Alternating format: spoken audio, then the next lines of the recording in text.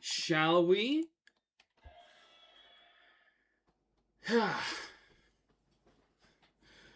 Hello there. It's so very nice to meet you. Welcome to your second attempt at this Nuzlocke. What is going on, world of YouTube? Hang on. Left my sandals I was wearing over there. What's going on, world of YouTube? My name's Grandmaster Scott, and welcome to round 2, to episode 1 of round 2 of the Pokemon Platinum Hexlocke. We lost the last attempt. You can watch the VOD on the channel. So, we're running it back. Entirely new file, new starter, and a new team. We know the deal, Rowan. I just wanted to do this just cause. No info needed. Fun fact, every place that had a dark fountain has a connection with people in Deltarune. The school, the library, the family house, church, and its own flower shop. Strange how it all revolves around your dad. That is interesting. Actually, something I was thinking on is, where do you think the next, Dark World's going to take place in? Because there aren't that many, my theory is the next one, because it's going to revolve around you having to get Noelle back, I think it's going to be in Noelle's house, the mansion. And also, no one... I posted the short on both YouTube and on TikTok, and no one gave an answer on what we would make the next theme. So I'm handling it myself. So all the Pokemon that Nuzlocke will be named after stands, and we are JoJo. My nose is itchy. Yes, I am a Joestar. Yeah, I am JoJo. Finding that is... yes, now here's your boy. Now here's your friend. New name? Of course, we gotta call him Brando. Actually, no. D... Wait, where's the period?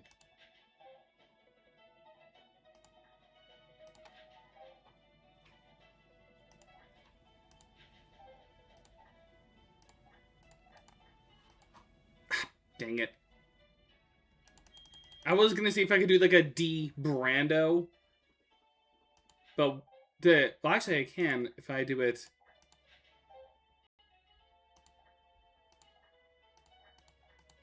D Brando.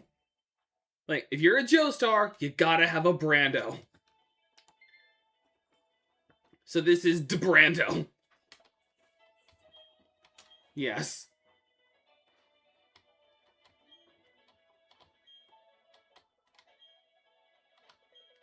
Yes, yes.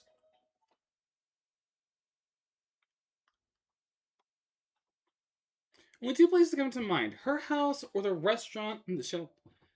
Because your character's father has been to the restaurant many times and has a relationship with the deer lady. That's kind of what I was thinking.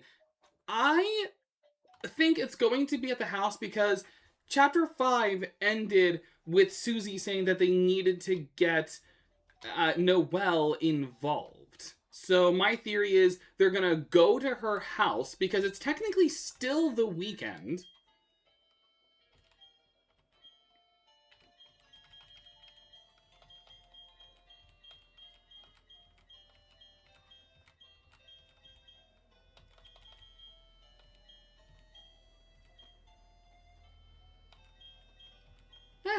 Yeah.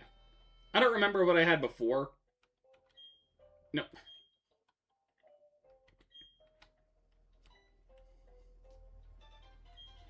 Yeah, DeBrando. Hey, Jojo. Is it gonna be a random? Anyway, but my theory is, because, that's even a place that the dad has a connection to since he worked there. But that does make sense. Because, obviously Toriel worked at the school. I don't know what the library could have in connection. Maybe it's he did research it there. Obviously the house was a house. He went to the church and his own flower shop. So yeah, but I think it's going to be at their house. Because also, with it nearing its end, we could be seeing more on... Oh, wait, I just thought on something. Did I ever...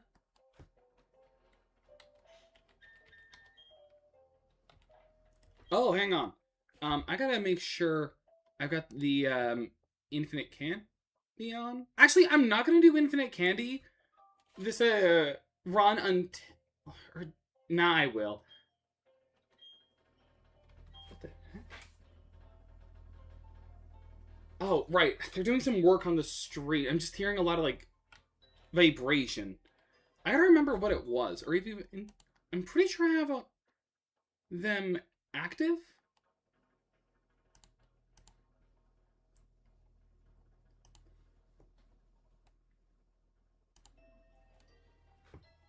But I'll figure it out off camera.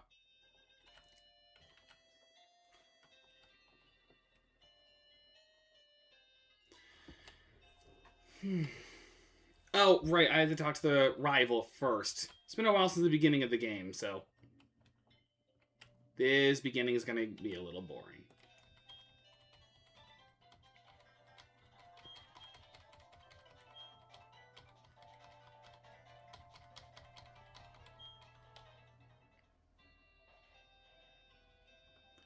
Alright, I'm just gonna barge into your house real quick. I'm really glad that in later games you don't have run turned, like, you don't have run as like a key item, and it is just something you just get later. I believe that was done in not Black and White 2. I think even Black and White 2 you had to have running shoes. But I think it was in X and Y where they said you no longer need running shoes, you can just run if you want to.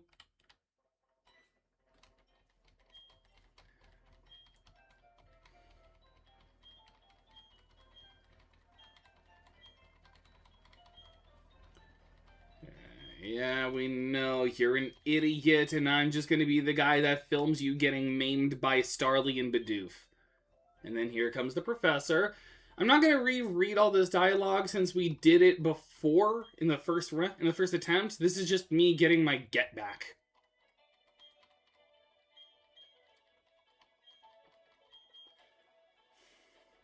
Just mashing the X key.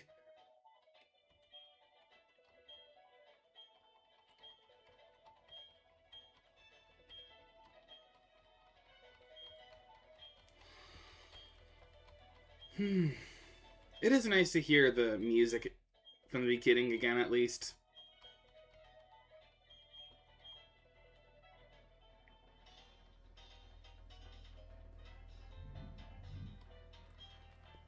This road work is gonna get on my nerves.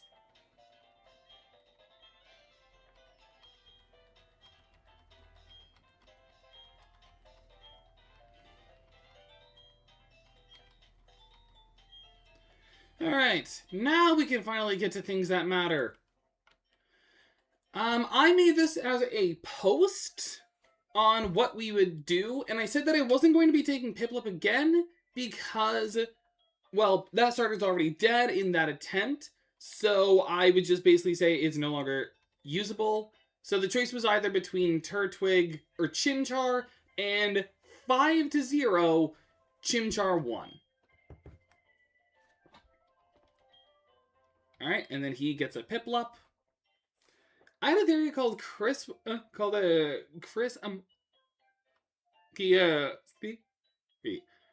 I believe it's somewhat right. Your character can move their soul and at will and changes colors in the dark world. Maybe he's the Dark Prince. I don't think he's the Prince of the Dark. I have a personal theory on Chris and the Soul, where I'll say he's not the prince, but the king. Well, no, because we know he's not a king, because he's a prince without a kingdom. So we know for a fact he's a prince. I have a theory, however, on Chris. It's a little random. It's my theory on both Chris, the Soul, and the Roaring Knight. I know, like, the main theory is that the Roaring Knight is December, but I specifically think the Roaring Knight was like an attempt to bring December back after a car accident. And that's what's up with her. But the thing, so, like, the Roaring Knight is basically just like a homunculus of sorts, and the soul that takes over Chris is December. Like, the real December. Like, her soul, like, having a lot more determination than a monster is normally supposed to. So she's able to, like, exist as a soul. And she takes over Chris because they were so close. And she's the one who is, like, guiding Chris's actions. Because she wants to stop the Roaring Knight, because she knows that it's not the real her. Oh, and also, one more thing. There's our Chimchar, our first member, and I'm just going to do a bunch of leers before I hit a scratch. Now, Ralsei is from the first Dark Fountain. Doesn't mean he's not a king. That means whatever is in the Dark Fountain is probably his people. Okay, I can see it there. Yeah, this is the other reason why I'm doing it, because Piplup has Growl, which means that I just need to counter my attack drop with defense drops. And I can do that once it starts using Pound. Then I can start using Scratch. Okay, good. That means that we've kind of evened out. So I can just hit scratches. And now I have to hit a leer again.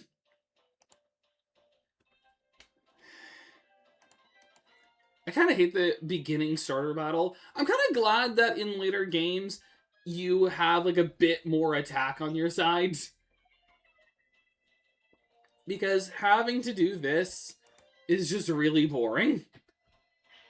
Because like you either have Piplup on your side against a Turtwig that has rollout, or you have this Chimchar where you have to like balance using Leer while it uses Growl, or you have the Turtwig who keeps having your attack lowered while you can just raise your defense.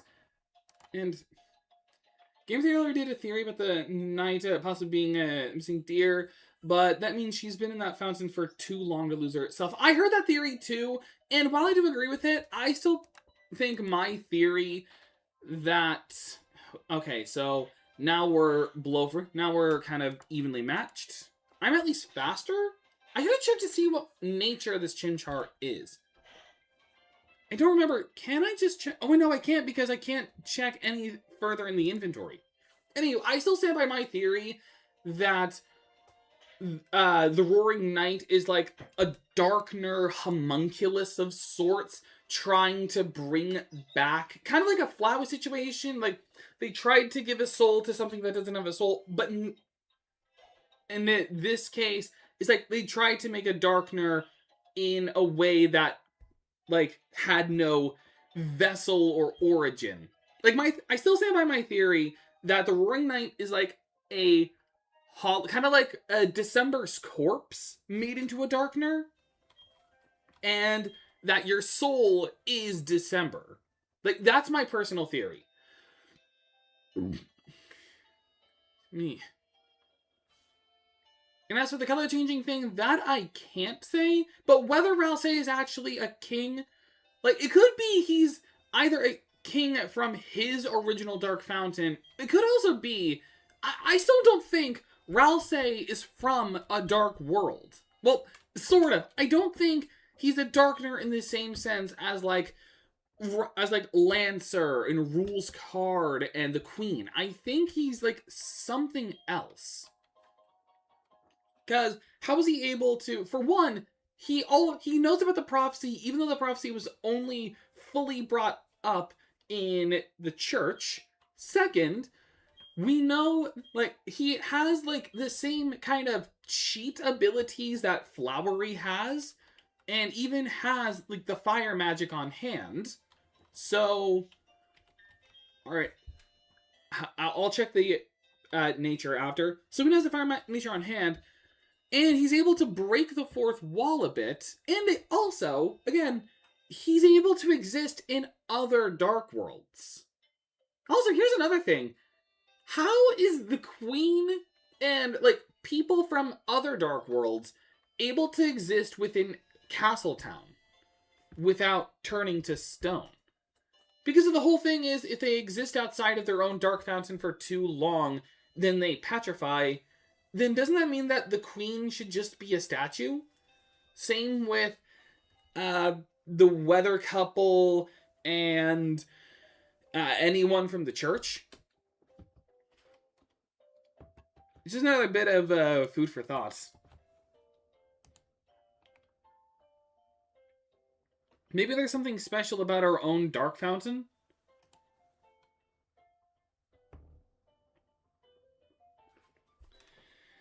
Anywho, Pokemon Natures. Okay. I just need to do this so I can see what nature Chimchar is. Bold nature. Oh, come on! We're already starting off with a bad nature? Raise attack, raise defense, lower attack. Ah, that's a bad nature. That is a bad nature.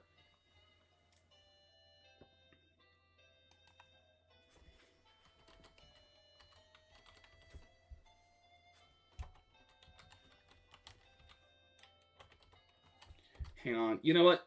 Just for this,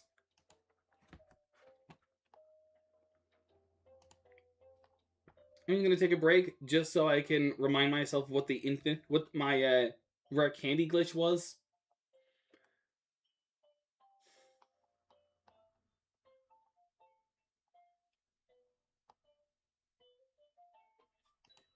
Alright, that wasn't it.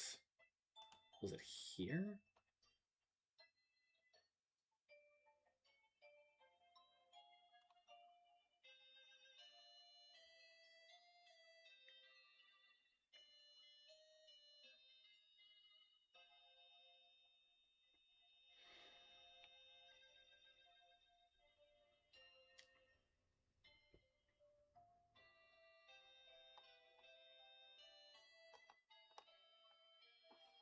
Okay, I think it's supposed to just be...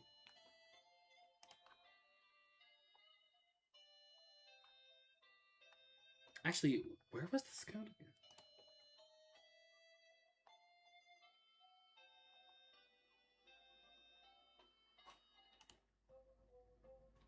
Up L R. I gotta remind myself what I mapped L and R to.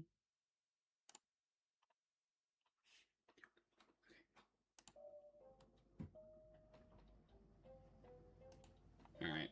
That's a terrible nature.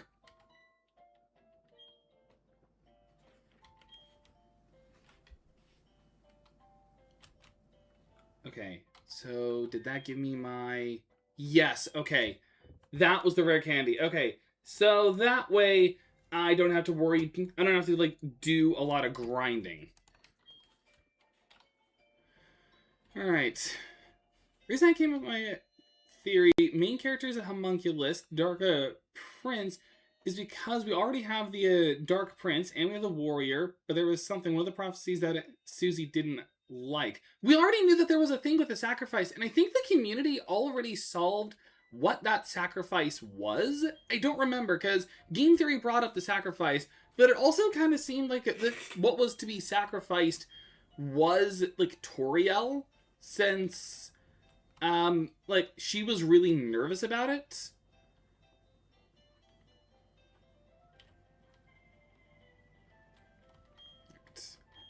Go to the lake, meet the founder of Scientology, and then go to Sandgem. Yeah, but it was always kind of implied that what was to be sacrificed was Toriel. Also, here's another thing I just want to bring up. Everyone who has entered every Lightner who has entered the Dark World has had an appearance change. Chris got his knight outfit, Susie got her berserker outfit, or her warrior outfit, whatever you want to call it. Excuse me. And then Noelle had her cleric robes, and Birdley got his armor and light construct axe. And then even Toriel, who was asleep, still had, like, a nice robe on. And Undyne had a knight armor on. So my thought is, how, like, why is it that they were all able to have an outfit, but but Asgore didn't? Asgore was the only Lightner who entered a dark fountain into a dark world and never had an outfit. Like, he just simply was. Like, he was just, like, dressed in his normal clothes. Like, even, like, Undyne and Toriel had one, and they were in, like, Undyne just kind of appeared because she was called, and Toriel was asleep. Also, Nuzlocke has not started until we get Pokeballs.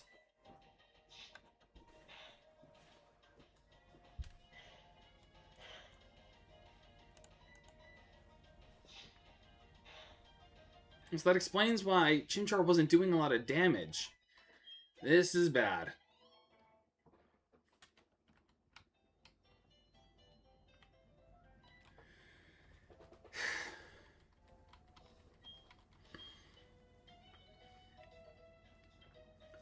Game theory brought this idea. Susie was to be sacrificed. My idea was the Dark Fountain had to be sacrificed into Castletown, but to destroy it, we'd also have to deal with Susie. I don't see that theory. Like, I don't think it's supposed to be Susie being sacrificed. The Dark Fountain I could see, and, like, Susie has to, like, and she's going to, like, lash out at us. So I can see it in that regard. So, like, I can see it that way. But, like, Susie being sacrificed, I don't think so. It doesn't feel like what's supposed to happen. Like, sacrificing the Dark Fountain in Castletown, I could see that. With, like, Susie being some kind of antagonist. Oh, and also as for what we're calling... actually, what would we... What stand? Hang on a sec.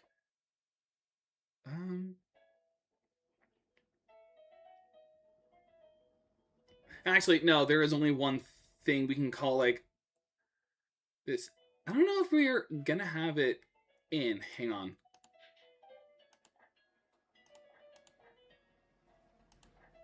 If you're doing a JoJo stands, why not just strength?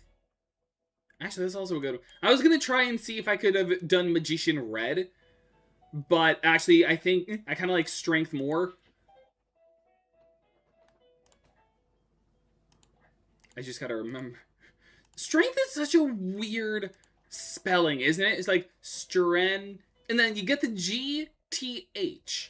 How did they decide this was how you spell strength? This is just weird.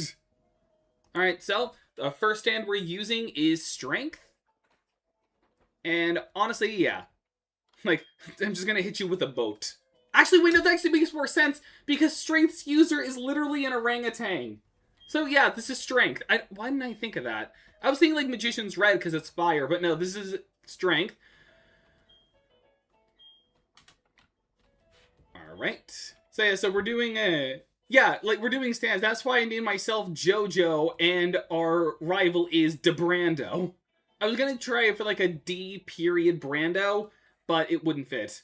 Listen, because it's a monkey, but there are plenty of stands that could work. My initial thought was Magician's Red, but I feel like strength kind of works a little bit better. So, yeah. Anyway, yeah, I'll do it just cuz. Plus, there are a lot of stands that can, but there are a lot of other stands. Like, we could have done any, like, power stand, like Star Platinum, or, excuse me, like Golden Experience. But, nah, we're going strength. I don't know why I didn't think of strength before. Alright, can you let me go?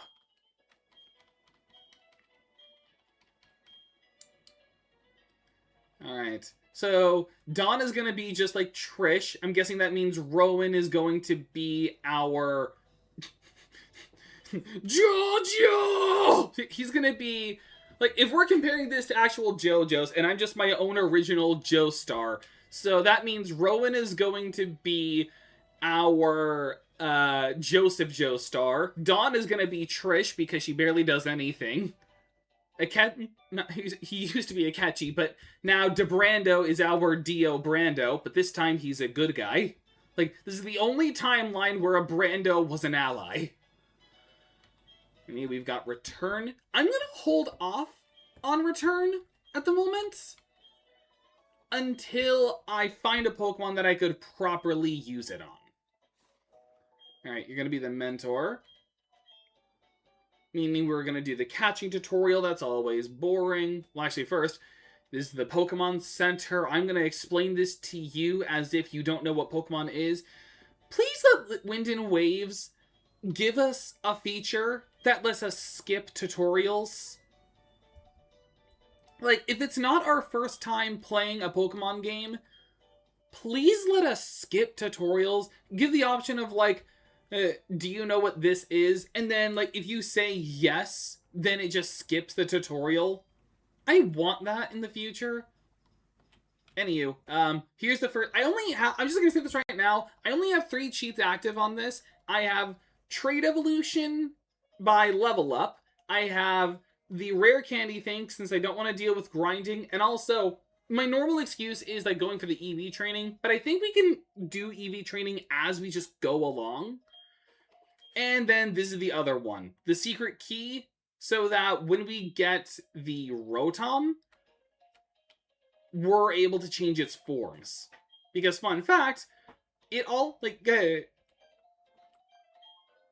changing Rotom's form doesn't just give it the new move, it also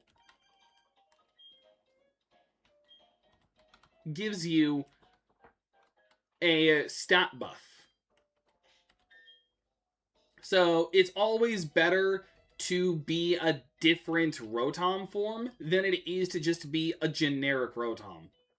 Also, another thing to note is in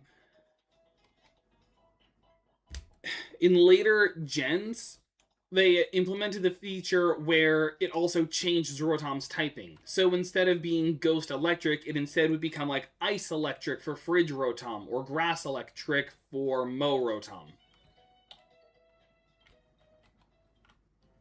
Anywho, do the catching tutorial. I already bought 10 Pokeballs, so just give me 10 more. Oh, no. Oh, right.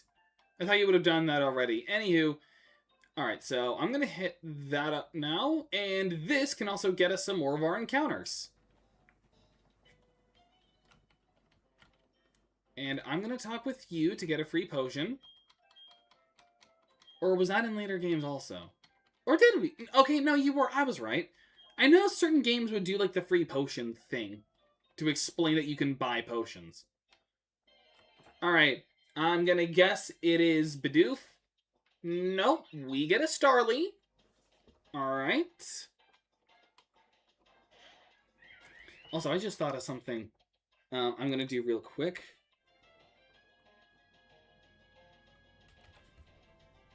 No. Or did it and I just didn't notice?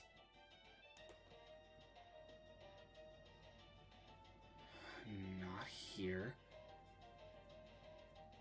Here? No. Alright, I'm trying to take a screenshot of something. Oh, that's right.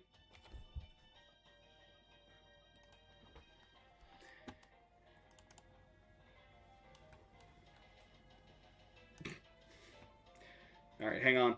Just to make something a little easier on myself for the future.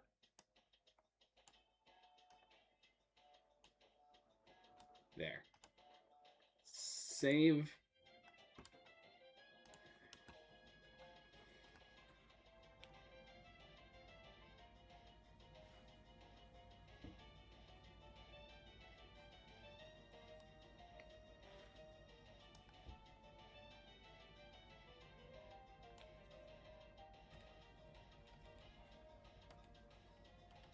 Alright, there.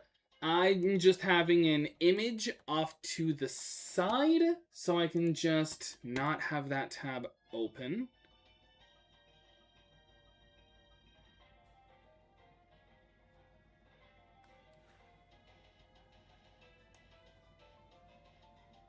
There. All right, now I can just more quickly pull up the stats.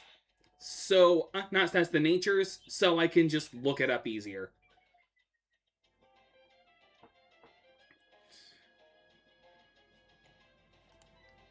Right. But what I was thinking was the main character died in a dark fountain, leaving a letter there, and the soul possessed the body from the letter because of two reasons. He had experienced depression and he actively wants to get away from the soul but has to stay near. I don't think that's the case because he's been shown, like Chris has been shown to be able to be outside of the away from the soul for a fairly long period of time and has his own autonomy. I don't think he died in the Shelter Dark Fountain. I think he's a conspirator in their attempt to bring back December. And December doesn't want that. Anywho, of course this has to be Animal Shop.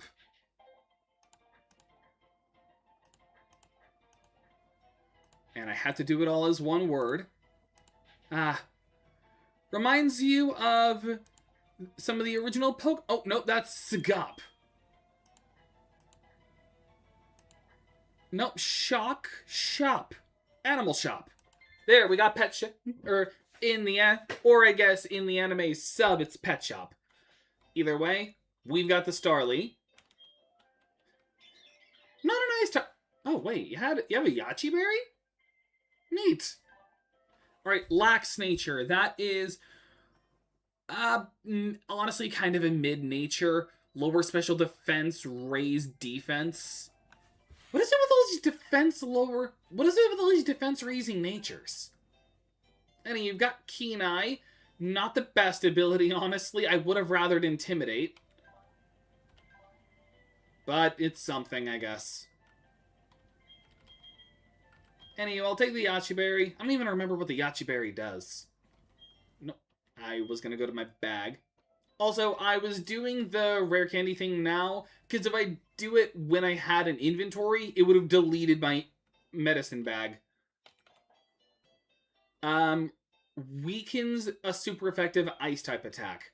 If I want to be really, like, clutch, that could help. Alright. So there's one other encounter I can do before I have to talk to my mom, and that is Lake Verity.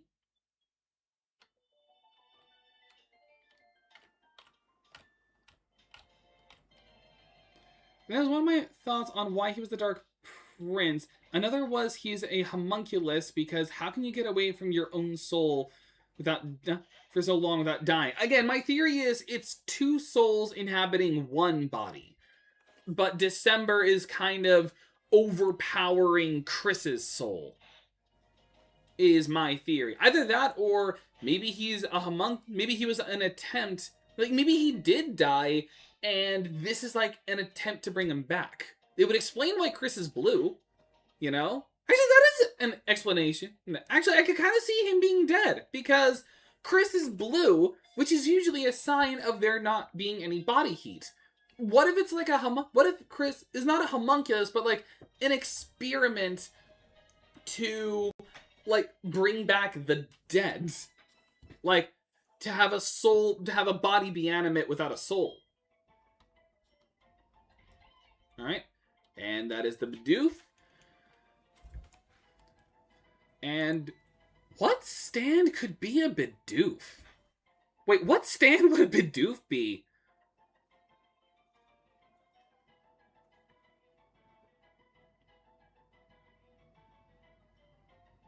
Honestly, the only one coming to mind for me is Harvest. I don't know, like... You're gonna be Harvest. Nope. Harvest. If that's the case, they were brought back to the evil... They brought back the evil side of him. Either that, or... It's like... carnal desire... Or like savage desire, like he's no more than just like a wild animal. I can see that also. Like, this really isn't Chris. This is just like some savage animal that is just like working off of orders and instinct. Which is why he slashed the tires, which is why he like ate the pie in the middle of the night. So I could see it that Chris is dead, but I still do think the soul is December. Like, that's the real December, but like her soul separated from her body when she died. But she had the determination to do that. Can't be Savage Desire because he is knighted by the knight and has been acting with someone, not by himself. True. Well, that's why I also said, like, it was both. It was both Savage Desire and he's being ordered. Because we know he's being ordered by Carol, but we also know that Carol didn't order him to, like, down a thing of chocolate syrup in the kitchen, or to eat all of the butterscotch cinnamon pie. We know that he's doing some things on his own, but that he's also doing some things as ordered, like when he made the dark fountains, when he separated his soul from his body, when he was going to tear up the code to the shack. Anywho, this is Harvest, one of the most underrated stands in JoJo's. You ever think about how underrated the Harvest is? Because, like, it's a stand that's so small that you can't even attack the stand itself to harm the stand user. You can't, and it's 500 of them. So a veritable little army. And to top it all off, despite how small they are, it means that they're able to, like, mobilize, like, 10 or 20 of them on a person without them ever knowing. They're strong enough to tear flesh. And apparently they got, like, a mosquito injector that lets them, like, inject fluids into you. So that's also terrifying. And they work off of, like, a hive mind. So, like, there's a 500 of them, but they could either act independently off of an instinct, or you could order them to do, like, different things all at once. And there's also what made Shigechi weirdly rich. Yeah, I'll come back occasionally. Well, not really, no. Like, I'll come back one time. Like I said that one time, I told you, Harvest can inject poisons, basically making them the perfect assassin type stand. Yeah, exactly. I mean, like, in the anime, he made Josuke and Okuyasu drunk by injecting them with alcohol. Like, there are two, like, dangerous ways you could use this stand. You could either make them the ultimate assassin to inject them with a poison, or you could make them a really good doctor. And, like, if you don't have a syringe to inject someone with something, you can just use Harvest to give them that medicine. So, like, let's say they need, like, an IV transfusion, but you can't really do it. Get the Harvest, drink up the blood, inject it into the person. With 500 of them, it'd be enough to replicate the bag. I don't know how much fluid each one can hold.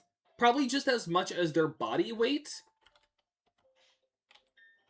But you could probably use it as a, like, an emergency, like, injection thing. Like, let's say someone's dehydrated. Get them to drink a bit of water, inject it into the person for an instant hydration.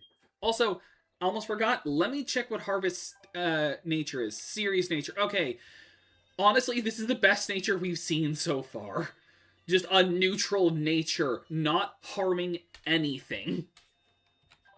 The unaware ability ignore any changes in ability by the foe. That's kind of a worthless nature. Whatever. Harvest is the perfect city leveling stand. If he only worked with Killer Queen, he could have leveled entire... Oh, true! Just, like, make all 500 of them a remote detonated bomb, and then blow up, like, a bunch of places. That's terrifying. I mean, I still stand by a stand that could be really terrifying is White Snake, because you could basically be a no, or you can basically be an arms dealer, because you can just like take the stands of a bunch of other people and then sell them stands. Like imagine like Poochie was already doing that with certain people in the prison, so why not just like do that in real life, you know? Say like you've got like a weapon, you got like the ultimate weapon that humanity can't combat, and you pull out like your disc, and like maybe they'll think it's like a virus or something. They'll do it, and then you just shove the disc in their face, and then they're like and then suddenly you have a stand user. Like that's honestly really terrifying. There's also one stand user that takes stands if they lose a game to them. Oh yeah, Boys to Men. No, that I forgot about that stand also. Also, was it ever confirmed if it only worked with rock paper scissors, or would it work with any game with that stand? Because if it works with any game and it doesn't have to be rock paper scissors, that's terrifying. Also, that makes you a real douchebag because you could just say you lost the game, and then suddenly, like, you just have a bunch of I imagine you do that.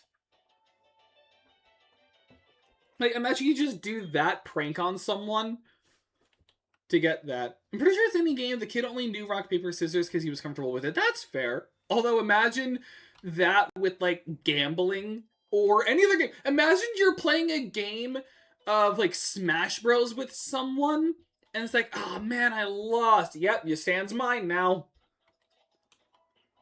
Like, that's kind of funny. Just, like, just take the stand.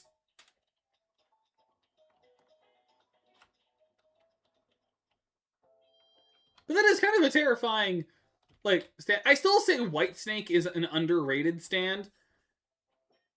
Because, again, you're an arms dealer. Like, think on that. You can just sell a stand to someone, and then they go crazy with it. And it's untraceable to you if you think about it, because who's gonna believe that you were, like, a man put a disc in your face and gave you the power to, like, I don't know, turn people to molds? Like, who's gonna believe you?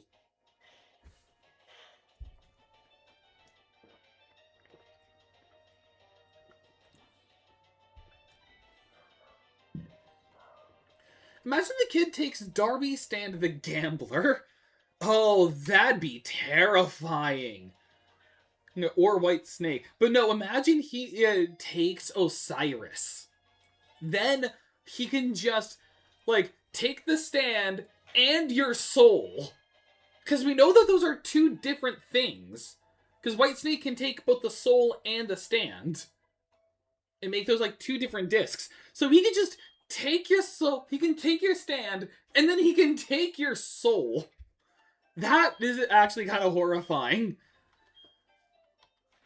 But I still stand by White Snake, like, being a dangerous stand. Because, like, you can just... I mean, it'd be a useless stand in the real world unless you only needed someone's memories. If you just need it for, like, the memories, then it's a really useful stand. Because then you just take the memories and leave them a husk.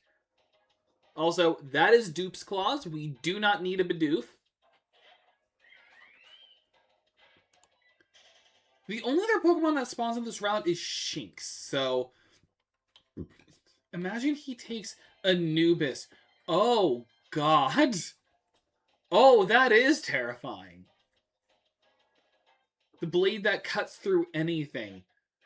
Like, but in this case, it'd be his bone. That is weird. Actually, Anubis is a weird stand. Because it only works within the sword itself, and the stand user has no power. And the stand itself is... both the stand and the stand user is the sword, so... like, Anubis has no power until someone takes the sword by the handle. Also, come on, let me get the Shinx. There we go. Alright, now I gotta catch the Shinx. Intimidate. Also, what's your special attack? 14. So you're going to be a better special attacker. You know, that's not the worst thing because of Flamethrower.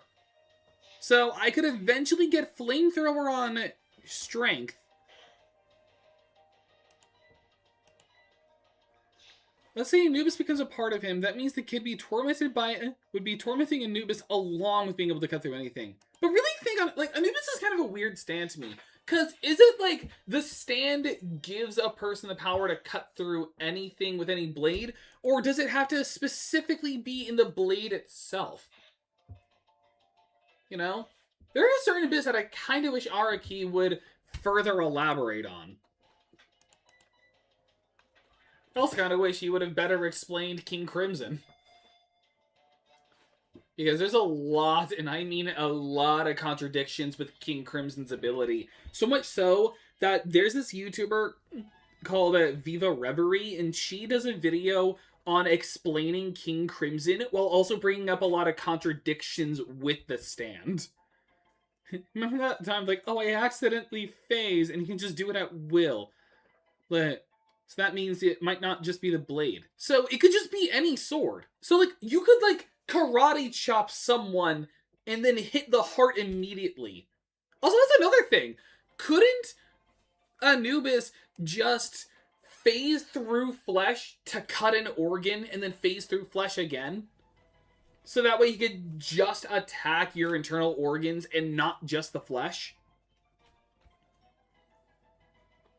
Also, I'm not going to name this stand Chili Pepper, because I honestly want to save that for Rotom, where it would make more sense. What was another stand that used electricity? There was... well, Highway to Hell technically doesn't. Well, no, Highway to Hell doesn't use electricity. What was a stand that used electricity again? Was it only... Oh, wait! No, Stray Cat. It's literally a cat. It's Stray Cat.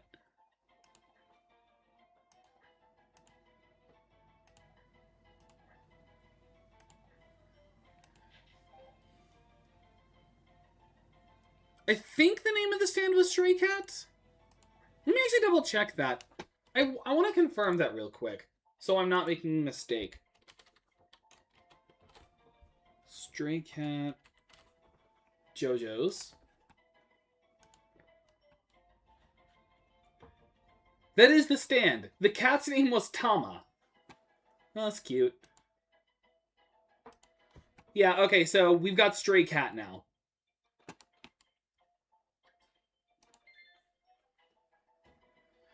I like your idea, but I just thought of something. The blade can cut through anything, meaning, the Anakin can fend through anything, so along with the ability to be godly strong. Wait, the man who can face through anything. Oh, phase through anything. Oh, true. He's the man who's unbound by rules and logic. Yeah, that is terrifying. Like, there's a lot of, like, terrifying combinations you could do with JoJo's. Alright, please have a good nature. We've had either bad natures or mid natures or neutral natures. Please, Stray Cat, have a good nature. Rash. Okay, this is a good nature. This is actually a fairly good nature. Raise special attack, lower special defense. It may sound like a bad nature. However, like, because of how Stray Cat's more of a physical attacker, but this means that a Thunderbolt is not worthless. I mean, we'll have to be using physical electric moves, but it's not the most worthless thing. Isn't Stray Cat's ability bubbles that cancel out stands? No, it's the bubbles that, like, blow stuff up. It's like the explosive bubbles. The cancel out stand, I think, was soft and wet. Also, I'm going to potion. I'm going to use my only potion.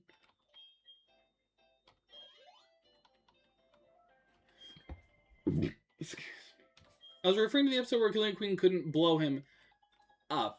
I think that's just because he couldn't attack the bubbles itself because there was no... because he couldn't see it. It may have canceled out the stand. I don't think it did, though. I think it was just simply invisible bullets. But also, he technically didn't want to blow him up because he wanted to use him. Ember. Yeah, so... my physical attack is weaker. Oh, God! And I don't have any potions on hand. I should have bought some potions. Okay, thankfully, even if another critical hit can't kill, but another Ember can. Good.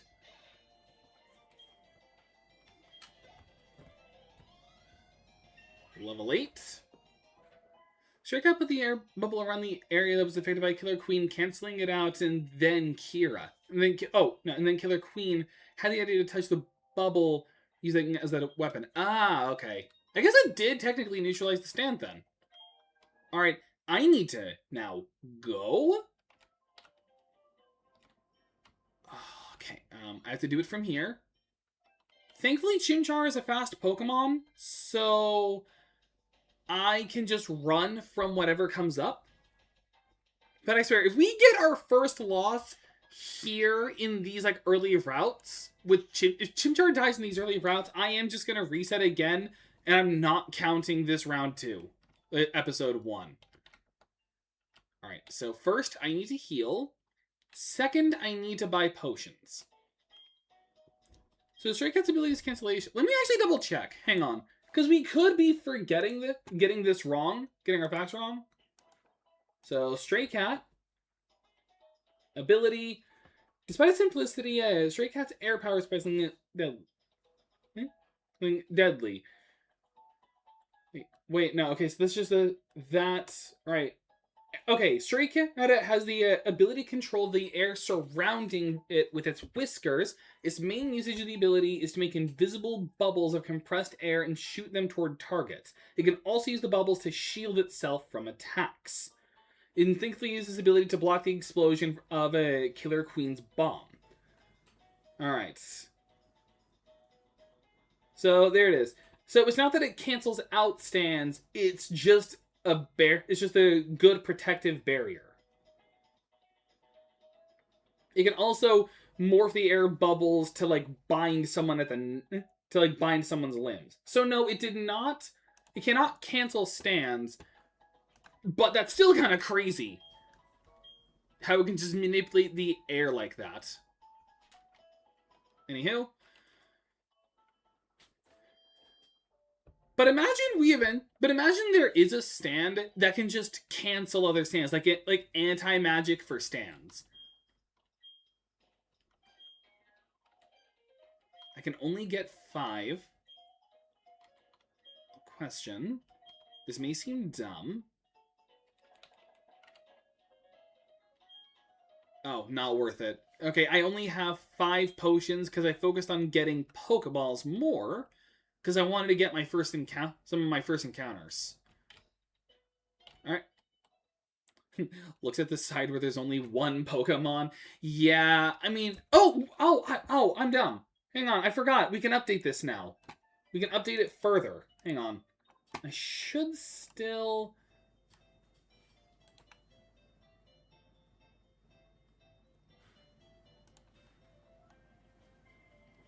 have them. Hang on, do I still have some of the, like, first ones? Or... no, I deleted them. Hang on a sec, and I will remedy that quickly. I forgot to add those to our, team. Hang on. I guess I deleted them so I could just get rid of useless things. But to be fair, I didn't realize that we'd have to be doing a round 2.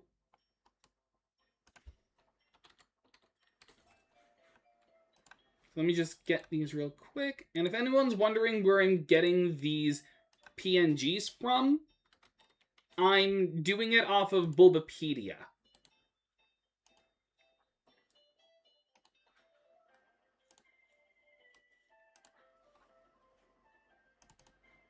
So there's our Starly.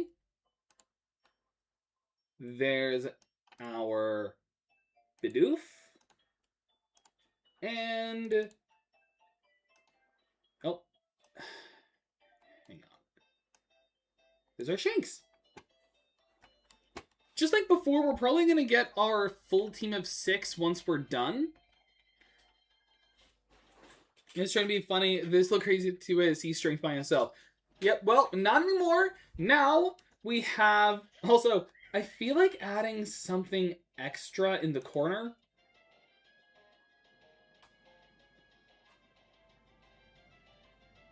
Oh, where? Here it is.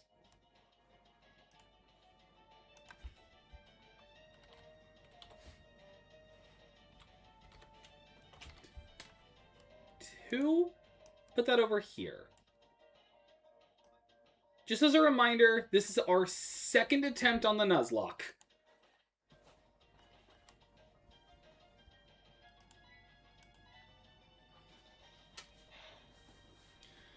Honestly, with all of the things I've just put on here, now I feel like a real streamer with all of the random things in the overlay.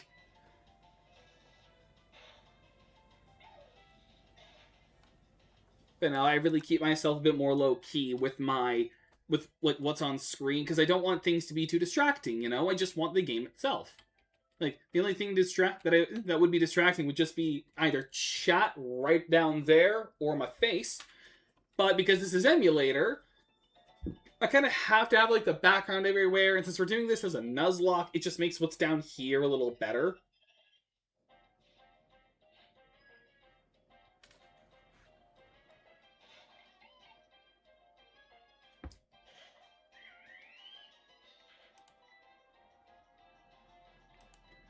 I'm just saying in the episode, he fully canceled out the explosion it would have caused it. So even if it was just air moving, if the air moves fast enough, it's like blades. That is true. Like, it's definitely, because how it's explained is that Stray Cat gives you like full control over like the air around you. So you definitely could shape it into like blades to cut someone with. So if you combo that with Anubis, you're terrifying. Basically, you have unblockable, invisible blades. But the reason why it canceled out the explosion is just because it's not that it canceled the explosion, it just protected itself from the explosion with a barrier. Like, Stray Cat's also kind of a terrifying stand. You just suddenly, like, combo it with Anubis, you get an invisible blade at the tip of your, like, around your hand and at your fingertip. But I still say that if Anubis gives you the power to phase through stuff, then does that mean that you could use Anubis to phase through the flesh, cut an organ, and then phase through the flesh again? Because if so, that makes you a dangerous assassin.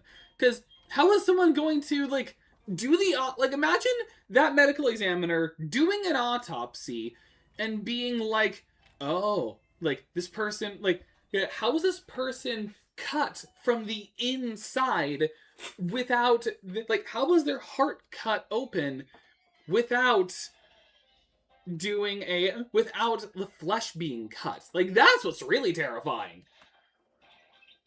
Stray Anubis, even before you know you're already dead. You haven't moved, but the wind has pierced you. That's what I'm talking about. It's a weirdly terrifying stand. Because it can just simply, like, if Anubis himself was smart enough, he could just phase through flesh, cut your, like, intestines open, and then phase through flesh again. And you're dying from internal bleeding from a ruptured organ. That's really terrifying if you think about it. Oh my god, what is with the encounters today? Seems like every other step is an encounter. Also, I have Taunt. That's going to be deleted fairly quickly, because that's a useless move. But the fact that Strength has such bad special attack, although now that I think about it, isn't Strength a mixed attacker mostly? Let me actually double check that on Infernape. Infernape. Yeah, mixed attacker. So, while physical moves will be fine, so we can still get the most out of moves like Brick Break and Mach Punch. Like, it's not going to be the best. Wonder what a Requiem Killer Queen would be like. Killer Bee? Yeah, or would it just be Repentant? I actually don't know, because the Requiem abilities are always different from what the stand's ability actually is. So, because like, how do you go from being able to cut anything or being able to cut through most things to you have you can like swap the souls of people in a large radius. But yeah, it's weird. I guess it's just like whatever reality warping ability you want is what Killer Queen would have. Although if you think about it, Bites the Dust is kind of his Requiem ability. If you think about it. Actually, no, like that kind of is his Requiem, because he got it when he was impaled with the stand. So there already is a Killer Queen Requiem, and that's Bites the Dust. You know, I wonder. Because Diamonds Unbreakable was before Golden Wind, which is where they did the whole like Requiem thing. Do you think that Araki wanted to keep the whole thing he did with Kira, but do it in a different way? Because it's kind of the same thing if you think about it. So we actually do have a Killer Queen Requiem, but it was named differently. I was thinking of Over Heaven. I don't know why.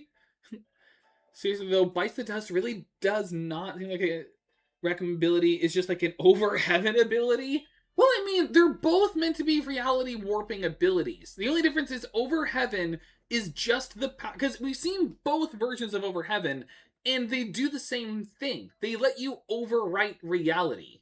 So, it is more of a Requiem ability, because Requiem simply makes your stand work on a higher plane of logic, whereas Over Heaven lets you rewrite reality. It takes a lot of soul power, but they were both able to do it.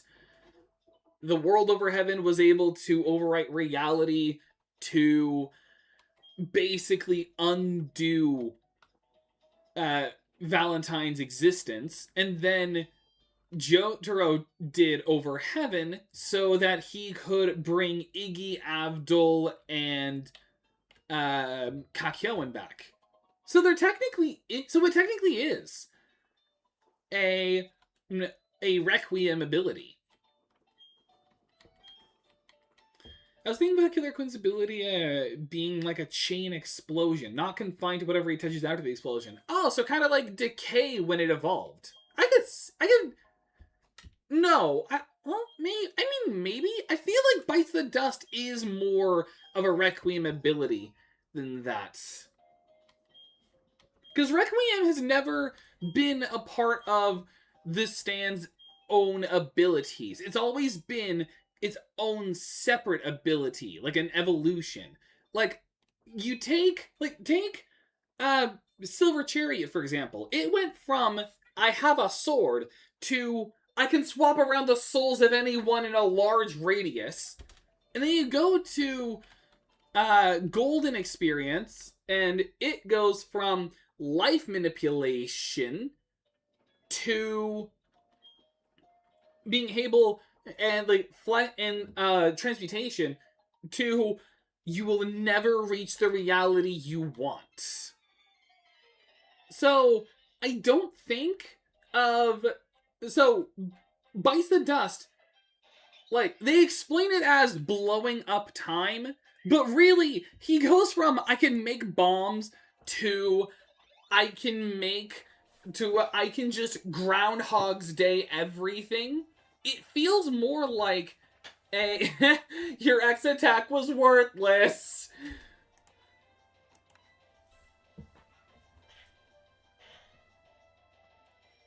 But either way, it feels more... Bites the Dust feels like a Requiem ability. But now I kind of got a theory that Golden Experience... that Bites the Dust was the precursor to Requiem ability. Right. To anyone just tuning in, hello, and welcome to my explanation... Welcome to my JoJo's theories.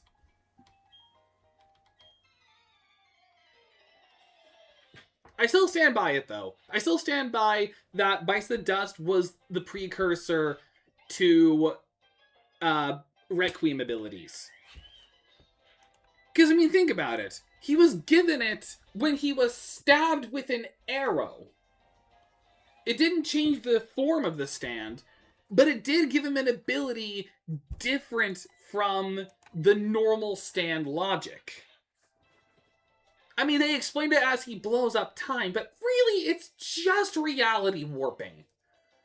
Technically, Killer Queen had 2 abilities before the second arrow. True, because of sheer heart attack, but that honestly feels more like an Act 2 Star Finger kind of thing, where it's more like a part of it. Like, a new ability he created. Like, it is shown as being a different stand, but it feels... honestly more like a just another part of his stand, just another ability it has. But Bites the Dust definitely feels like Killer Queen Requiem. Because, I mean, he got the power from the same way. It didn't change the form, granted, but he got the power the same way that Polnareff and Giorno got their Requiem abilities. And even though they tried to explain it as with bombs, it is still just he blew up he just has the power to manipulate time. Like, he has the power to do a Groundhog's Day time rewind, and he also explains how he understands a lot of parts of it. Like, he just has to put Bites the Dust on someone, and then he just does a bunch of things. And then he just does a bunch of stuff for it. Like, he does a bunch of stuff that you wouldn't normally expect to work. Excuse me.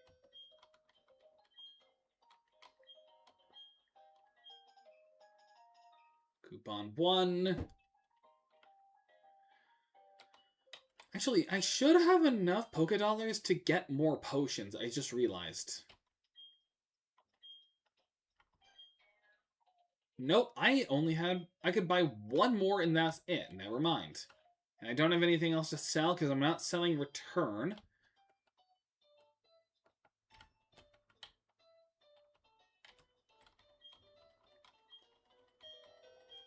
Yes, they can hold items. They can't hold more than 1 item, but they can definitely hold items. Like, again, this is not my first rodeo. This is not my first attempt.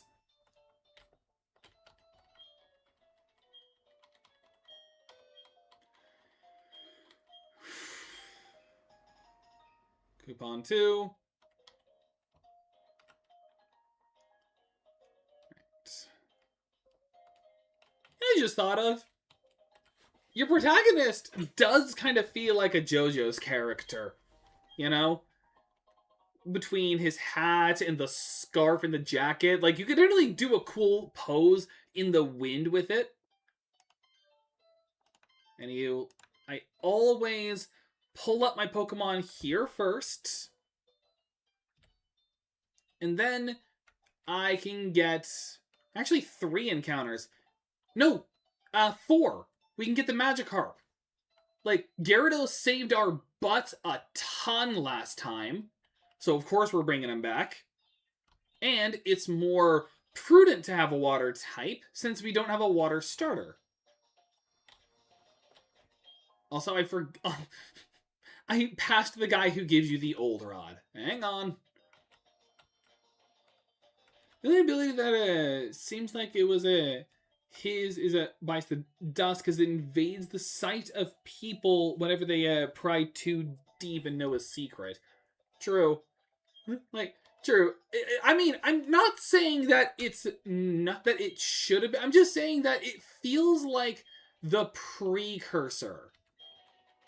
to Requiem abilities. Like, he had the ability. Because they do explain it a bit more, but it feels like that's what gave Araki the inspiration to doing Requiem abilities in Ventoleo. Nope. What was it again? Was it C? Z? No. A? A. That's the register button.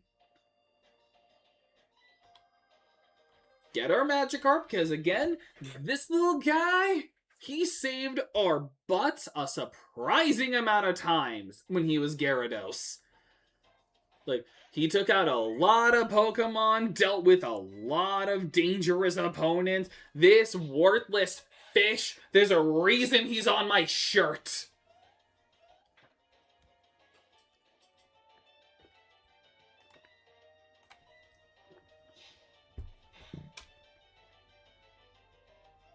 I almost thought that was a crit.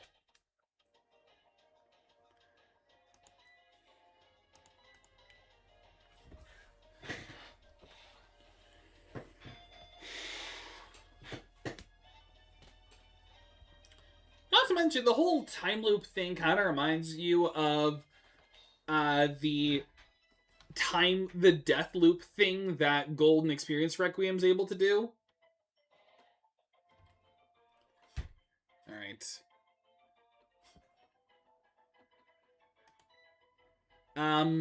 For you being a fish, we have to call you Deep Blue Moon.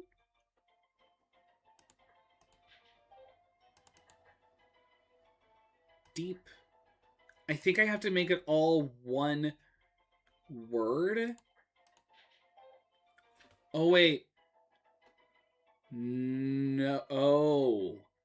Deep Blue Moon's not gonna fit.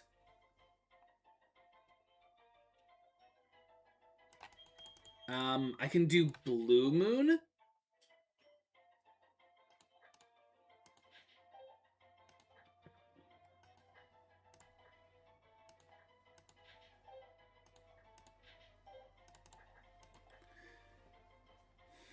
Yep. In the anime, most people just call Blue Moon. Okay, yeah, then we have Blue Moon. And that, let me just update this once again, because you get a lot of Pokemon. Nope. You don't have to remind us about our dead comrade game or thing. Here you go. We have Blue Moon. Yeah, you get a lot of encounters early on in Pokemon Platinum because of all of the locations. So it's actually somewhat good on that for Nuzlocke. Okay, so you are a jolly nature. Please be a good nature. Lower special attack, raise speed. Okay, that is actually a great nature. Gyarados is a physical attacker. As a reminder to anyone who doesn't understand natures, always as a reminder, the best natures are the ones that lower your weaker attacking stat. So, technically, the best nature would have been Adamant to lower special attack, raise attack, but raising our speed is still really good, and lowering the special attack just means that we're going to be hitting a lot sooner with physical attack. So this is good. We're finally getting good natures! Like, we started off with, bad and mid natures, and then all of a sudden they're good.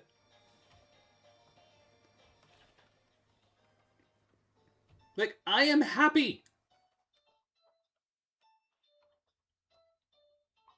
And I am going to... Actually, I don't really need to heal. It would just be for Blue Moon.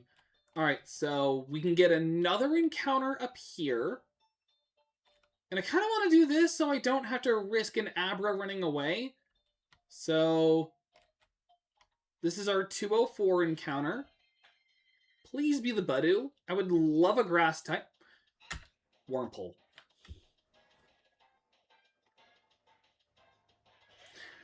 Well, on one hand it could be a Dustox, on the other hand it could be a Beautifly. So, It could have been worse. I mean, I would have okay. I would have rathered a Budew because Roserade is actually a weirdly good Pokemon. Oh, I definitely didn't miss the messages. I was more focused on both my theory and just making sure we had good encounters. Anywho, Stray Cat's abilities are pretty good regardless. One moment you're safe because you're at a distance, another moment you're dead from an explosion, only because Killer Queen or the air pressure in the bubble violently exiting very fast and very hard cutting you. That is terrifying. Because, like, even without Killer Queen turning the air bubbles into bombs, you still basically just explode. Also, I think the perfect thing to call this thing is reverb. Or, I mean, it's technically echoes in Japanese, so I'm also kind of preferring this naming scheme over the persona names. So this is echoes. If I want to be funny, I can say echoes 1, and then every time it evolves, I just go to the name rater and add a 2, and then add a 3 at the end of it. So this is echoes 1, because Act 1 will not fit unless I forego spacing. Paralyze heal. Alright, what is your nature, Echoes? And I didn't want to look at, like, Echoes Act 1. I mean, I probably could have. Whatever. Bold nature. Lower attack, raise defense. Okay, let me double check something in that regard. I mean, first of all, let's be real. Worst case scenario, we kill this thing. Like, this thing is just a sacking mon, because Beautifly, despite being used by an Elite Four member, is not that good. But let me double check a couple things. So, Beautifly is a special attacker. Also had a stat buff in later generations. In Gen 6, it got 10 more points in special attack. Huh. And then Dustox is mixed attacker. Okay, so this isn't the worst thing. Especially because it gets a lot more special attacks. So, this is actually a good nature once again. Defense doesn't matter that much. I honestly would have rathered a speed-raising nature like we had before. I would have rathered, like, a timid nature. But this isn't the worst thing. There are worse things that could have happened. And the reason why I'm asking this is Wurmple has a weird thing where it's a split evolution, but what decides it is random. Like, here, like, from Bulbapedia, it evolves into either Silcoon or Cascoon at level 7, depending on personality value or encryption constant. As those values cannot be influenced or seen by the player, what a given Wurmple will evolve into is essentially random. So, we could either get a Beautifly or a Dustox. Granted, we'll get it early because you get them at level 10. Like, first level 7, then level 10. But, yeah, this is kind of a worthless Pokemon. Alright. But let me get you PNG anyway. Are you J... Wait, are these PNGs or J... They're PNGs. Let me just get you PNG.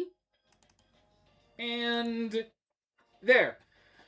Unfortunately, this sucks. I really, really would have rathered a Budew instead. Because, again, Roserade is really good. Like, you get the grass. Like, it takes a long time to evolve because it's a friendship evolution. But at the same time... And then you need a stone because Roselia to Roserade is a stone evo. But at the same time, Poison Grass is not that bad of a typing. Especially with certain Pokemon in this game. So, Shield Dust to block the added effects of attacks taken. Actually not that bad. And then tackling the String Shot starting out with. If you get a Ditto, name it after... If you get a Ditto, name it after the stand that's both a Disgusting Stand and the Acid ability. I don't know if you can get Wild Ditto in Pokemon Platinum, but if I could, I would definitely name it Yellow Temperance. Because that actually does work. Let me just double check it. I mean, either Yellow Temperance or I think it was a Tem was the stand that let you like shapeshift. I actually Yellow Temperance also let you shapeshift, so yeah, it'd be Yellow Temperance. Let me check if you can even get a Ditto in just in the wilds. Trophy Garden, but only after the national dex. So unfortunately, no, we cannot get one in our Nuzlocke. On the bright side, but that would have been a thought. And so I'm gonna heal. Well, actually, I don't. Well, I might in case if I want to put Wurmple against someone random.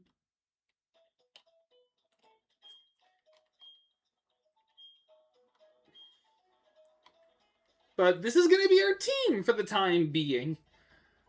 Meaning, if we get lucky for some reason, we would just go into the Elite Four with an Infernape, a Staravia, a Bibarel, a Luxray, a Gyarados, and either a Beautifly or a Dustox, depending on personality, value, and encryption constant. So, I mean, we're all in agreement that worst case scenario, we sacrifice Wurmple, right? Like, if we need to send someone out to heal in its place, we're just killing the Wurmple. Like, we're all in agreement here. Wurmple is going to be our sacking mon.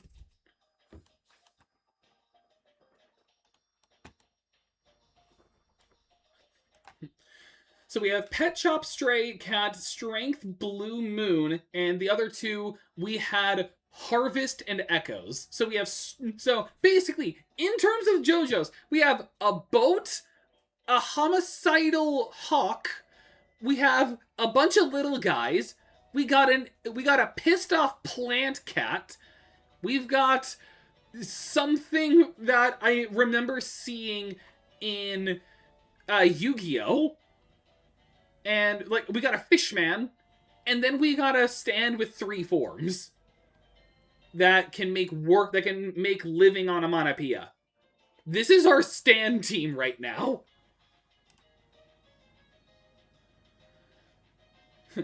It is not an egg. Oh, that's right, isn't it? Like, so we have a boat, a bird, a bunch of little guys, a pissed off plant, a fishman, and an egg. It was an egg at one point, so yeah, we have an egg. Oh my gosh, I should have waited for the Togepi or the Riolu, because those come from eggs. We could have made them echoes. Oh man, why didn't I think of that? We could have made one of them echo. Too late now. Hey, what was I gonna look up again? Oh, right. Well, first of all, I already forgot the name of this route, so I'm gonna back out and then go back in.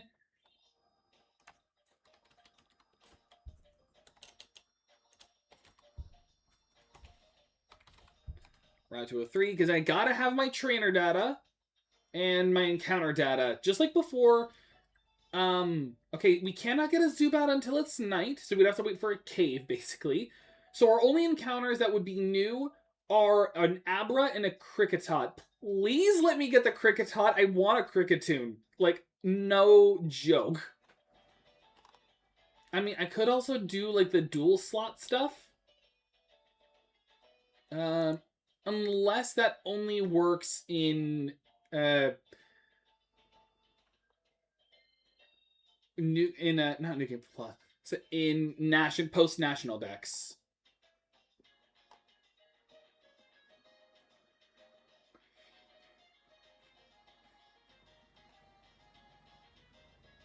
Apparently, this is a method where you get wild Pokemon with the Game Boy Advance slot method. Is called the dongle method.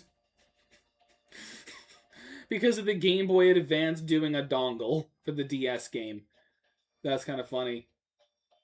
So, I mean, if I figure out how to do the dual slot thing, I could manipulate certain encounters so that I could get a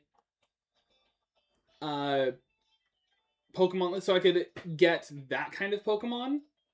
Although, I mean, if I were to have done that beforehand, what would I have gotten?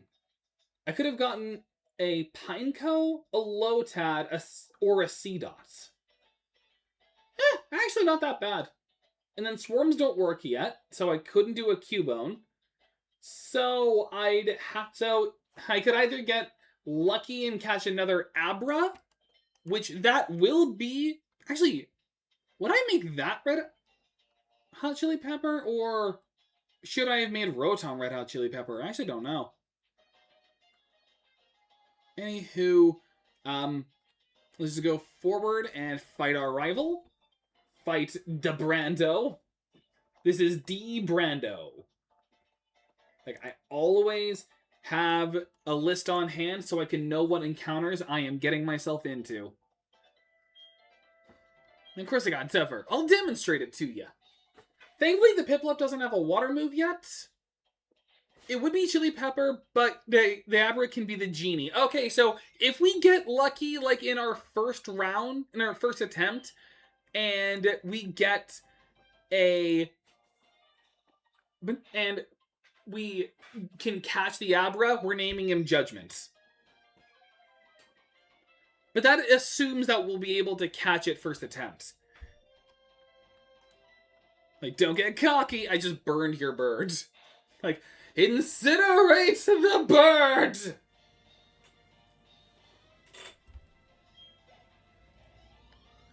Unfortunately, because of how weak our team is right now, I really can't use them. So I am gonna be cheeky though. Just though, if you do manage to catch it, it is a good Pokemon. Well, yeah, don't you remember how far we were able to have Alakazam? That thing was a godsend. Because I don't even think Stray Cat has... Yeah, no, he doesn't even have Spark. No one has any, like, other damaging moves. I could be cheeky and send out Blue Moon, but I'm honestly not. So I, instead, am just going to stay. I'm just going to stay in. Come on!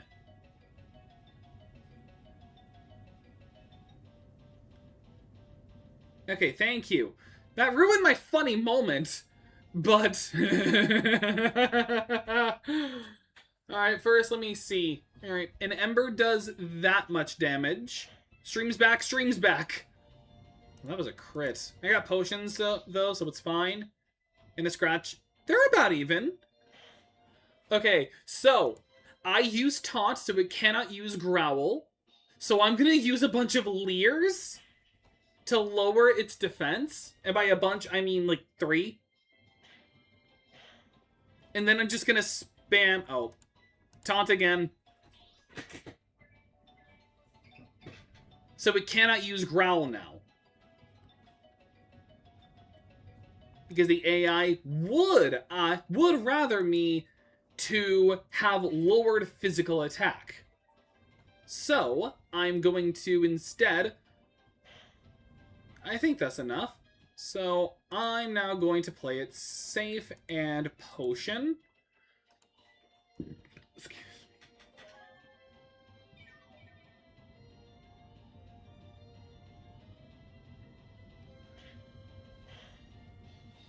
Just in case of a crit. And then I'm going to do a bunch of scratches. I'm not normally the kind of guy who uses status moves. But this, alongside Thunderwave, is my exception. Just because I had a really funny plan I can do. You know what's something that's also funny? In Heart Gold Soul Silver, there's a Pokemon that you can use Taunt on and it can never touch you.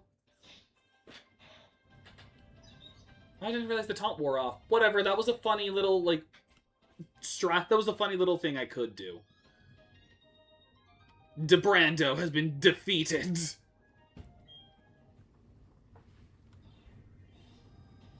Judgment is really powerful because it feeds on your emotions when you make the wish.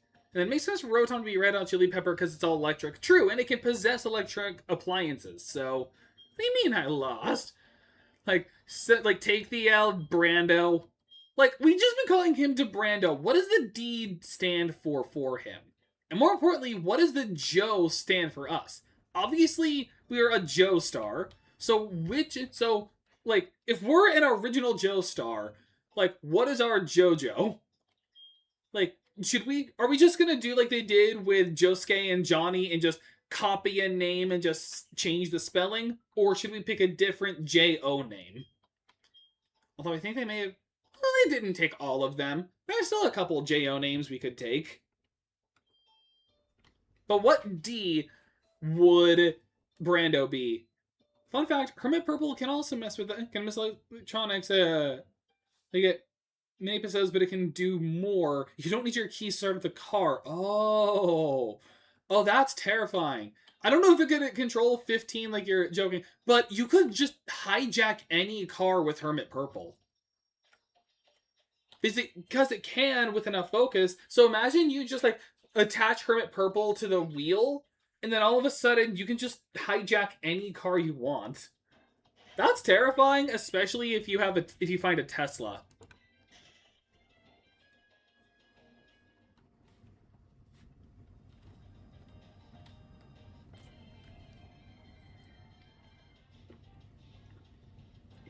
Come on. These are all dupes, Claws. Our encounter would have to be either an Abra or a Kricketot. If we had a Kricketot, was there a stand that had music-based abilities? Or am I wrong? I actually don't remember if there was a stand with music powers. There may have been in later parts, but I don't know.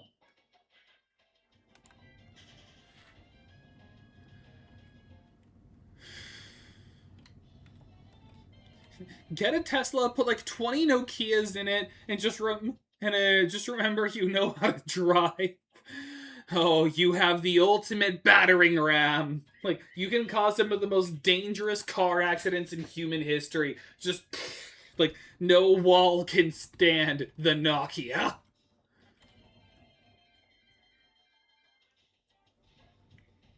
Come on! It's a 10% chance for a Kricketot and a 15% chance for the Abra. And I don't want to change time or just save this for off camera. There are really not that many. I mean, there's still a few encounters we could still get in this one stream. Just like before, I am going to end this right before Rourke. Unless we can get a Monferno beforehand. Like, if I can somehow get a Monferno before Rourke, then instead I'll just fight Rourke. Which is technically possible with enough trainer fights. Just to make things funnier, get a Cybertruck, put 100 Nokias in it. You don't have to see because you're not in the car, so it doesn't matter. Oh, that's also terrifying. Just possess the car and just let it go off. Like, we can finally end the production of Cybertrucks. Those things are so ugly. I don't want to drive a truck that makes me think of Metal Gear Solid. Okay, here's the Abra. Okay, unfortunately, I don't know if we're going to be as lucky before. Wait!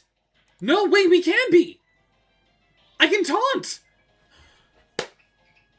Oh my god. Okay, I think this actually helps us. I can taunt, and then I'll scratch. It shouldn't kill, I wouldn't think. Yes. Oh, struggle. Well, that's a forfeited encounter.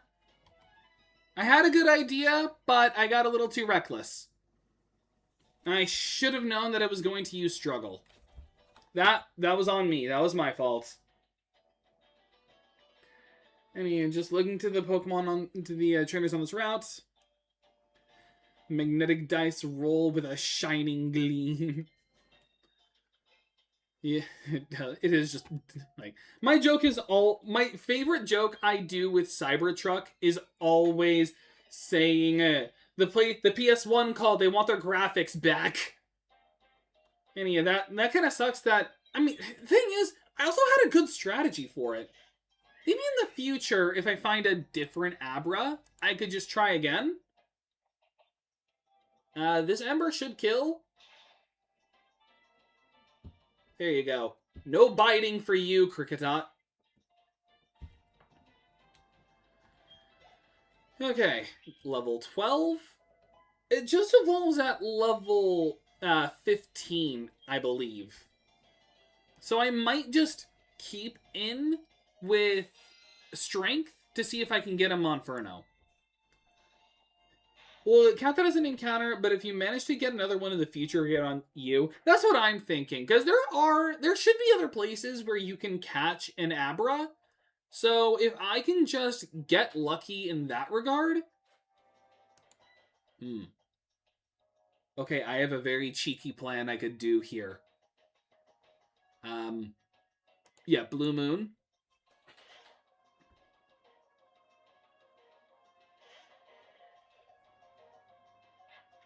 Leech Life will do nothing. It sucks in this game. It sucks in this generation. It did get a boost in the future, but in most games, all it did was like it has like 10 base power, but in later games they gave it 80 base power because I guess Nintendo was sad about Leech Life existing, so they just said, you know what, you're gonna be an actually good like move to use.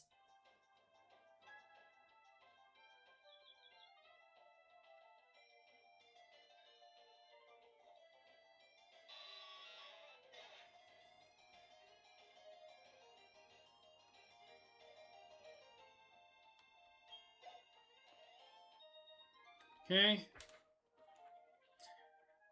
Really should have named the speaker Pokemon Echoes thinking about it. Oh! Yeah. Well, actually, can you even get a Loudred and a Whismur in this game? Actually, I think you can. But that would have also worked. Like, that could have been our Echoes. Yeah. And then, but in that case, what would Wurmple have been? We already used Harvest, so we can't make it our another little bug guy.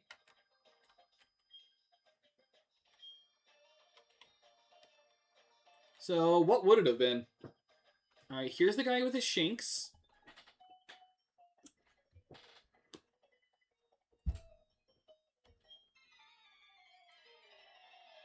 Their bond is strong. You're about to be incinerated.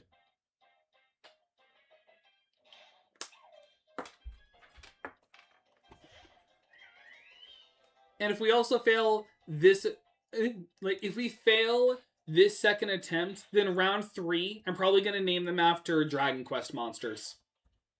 Not Dragon Quest monsters. No, I had Dragon Quest planned for something else, but no, Monster Hunter monsters. Dragon Quest, I'm gonna save because someone requested me do Super Mario Mon, so I'm gonna name all of them after Dragon Quest monsters.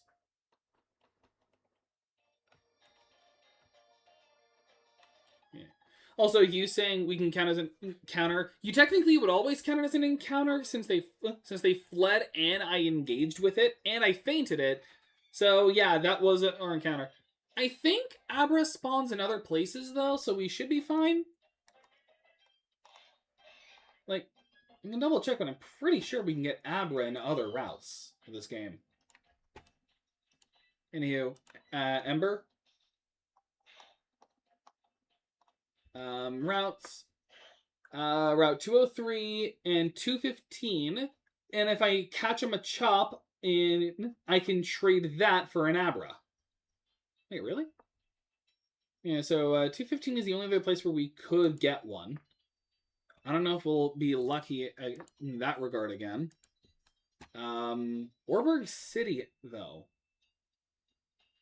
Yeah. If I get a Machop, I could then get an Abra. And it'll be the same level as the Machop I get. That means I could be really mean and just use a bunch of rare candies, get it to level 100. I mean, that'd also be stupid. Like, do not do that. Well, it does mean you could get a level 100 an Abra. That also means that you could never evolve that Abra. At 98, you could. But no, never do that, because that also means it could never obey me. So, like, I'm not going to do that, because that's just really dumb. Alright, heal you.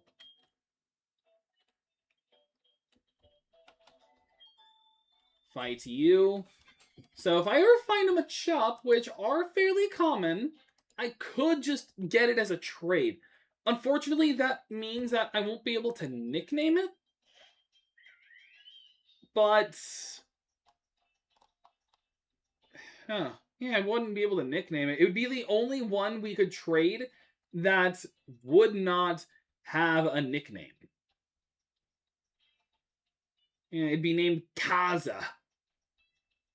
Which is kind of dumb, but it'd be a way we could get an Abra on the team.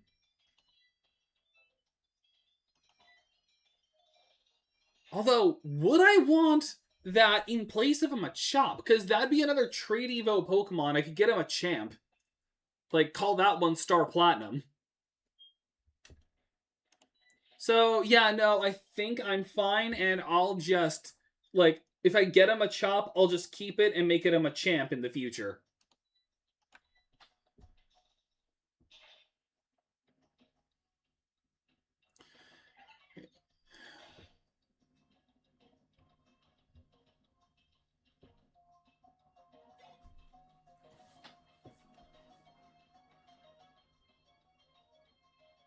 Keep battling.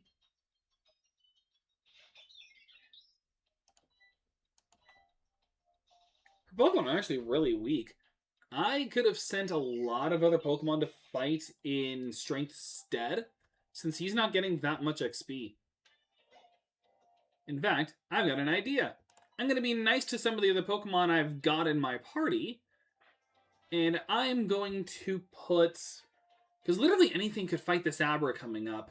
Do I just go Harvest and, like, I just keep hope... I just, like, spam tackle? Honestly, yeah. Like, Harvest barely got any screen time in the first attempt, so we getting our Harvest on.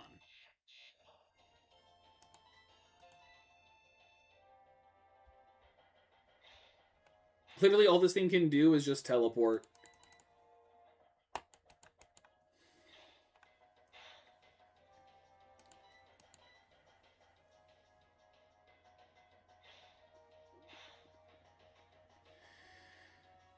Oh, wait, that was a crit. Nice.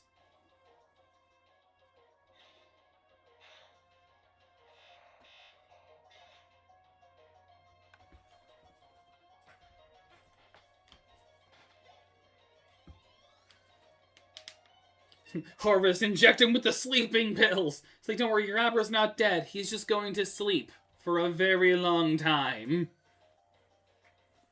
Level 4?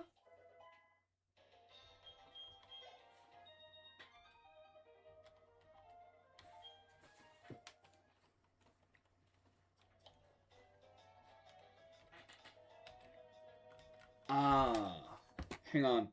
This trainer. Let me just double check something real quick.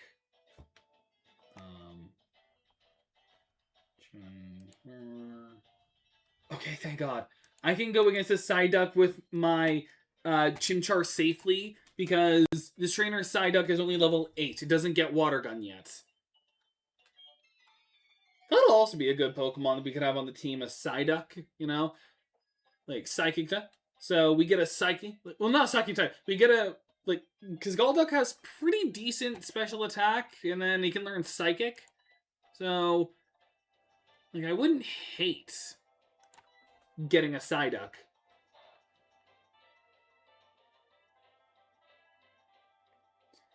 Alright. Water Sport, so now I kind of have... Now I actually have to use Scratch.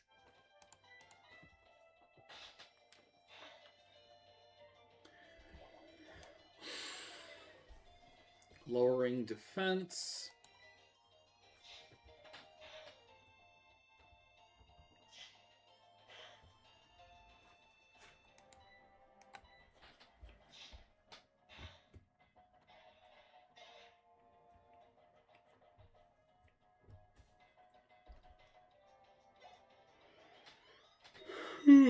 Excuse me.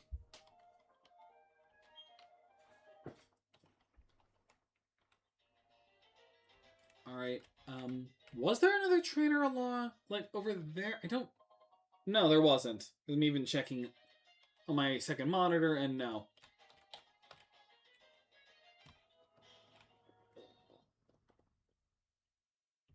Alright. Let this guy give me the HM for Rock Smash, which of course I'm giving to Bidoof. Because why wouldn't I?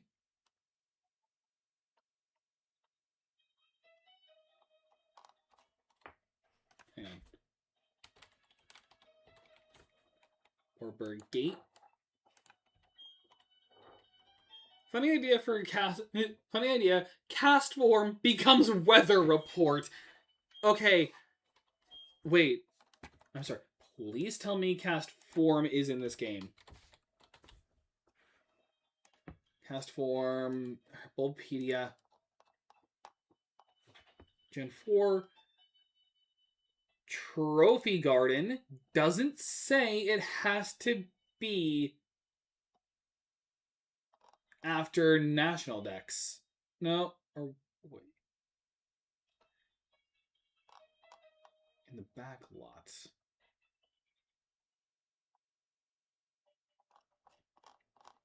Does that mean...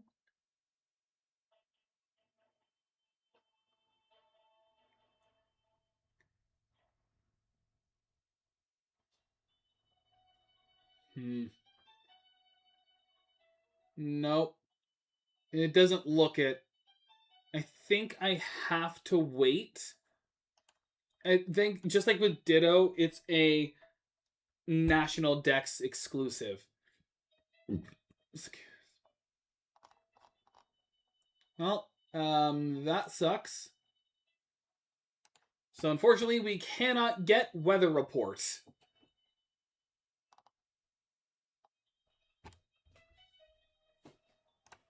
Yeah, it's in the garden, but random. But also, it's after the National Dex. It looks like.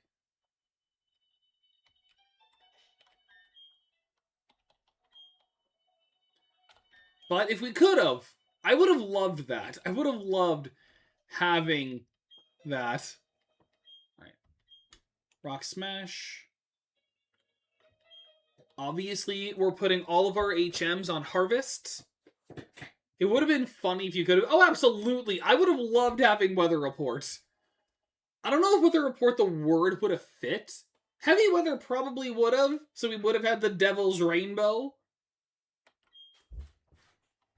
Alright.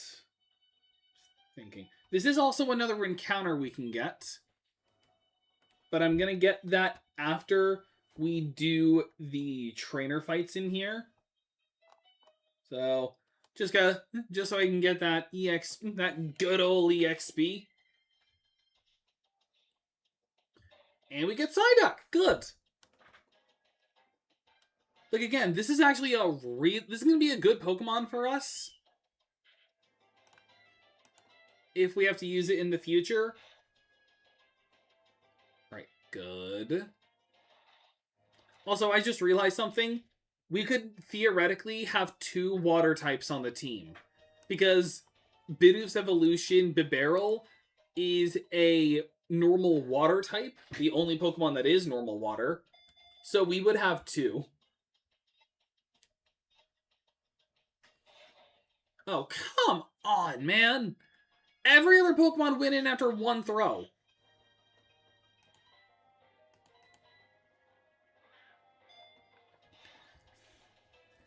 Call it Cinderella. Doesn't it have a creature like a features? No, we already have it. We can't call it Blue Moon. We already have a Blue Moon, even though actually Psyduck would work better as Blue Moon. But Cinderella might have animalistic features. Let me double check.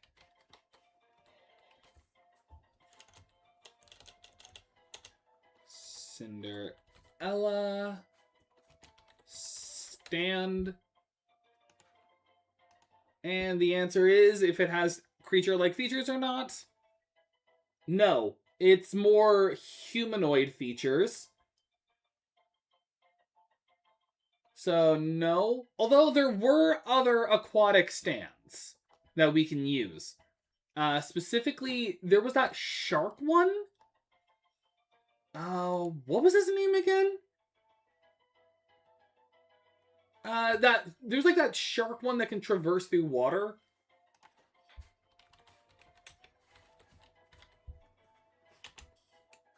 Shark stand. Clash. That was it. I may have to actually change them out. Alright, so when we get to Eterna City, I'm changing up some names again. So you're going to be Clash for now.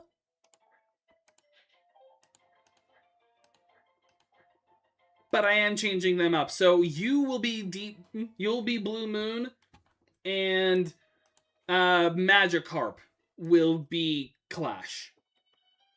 Because I feel like that works better, it makes more sense.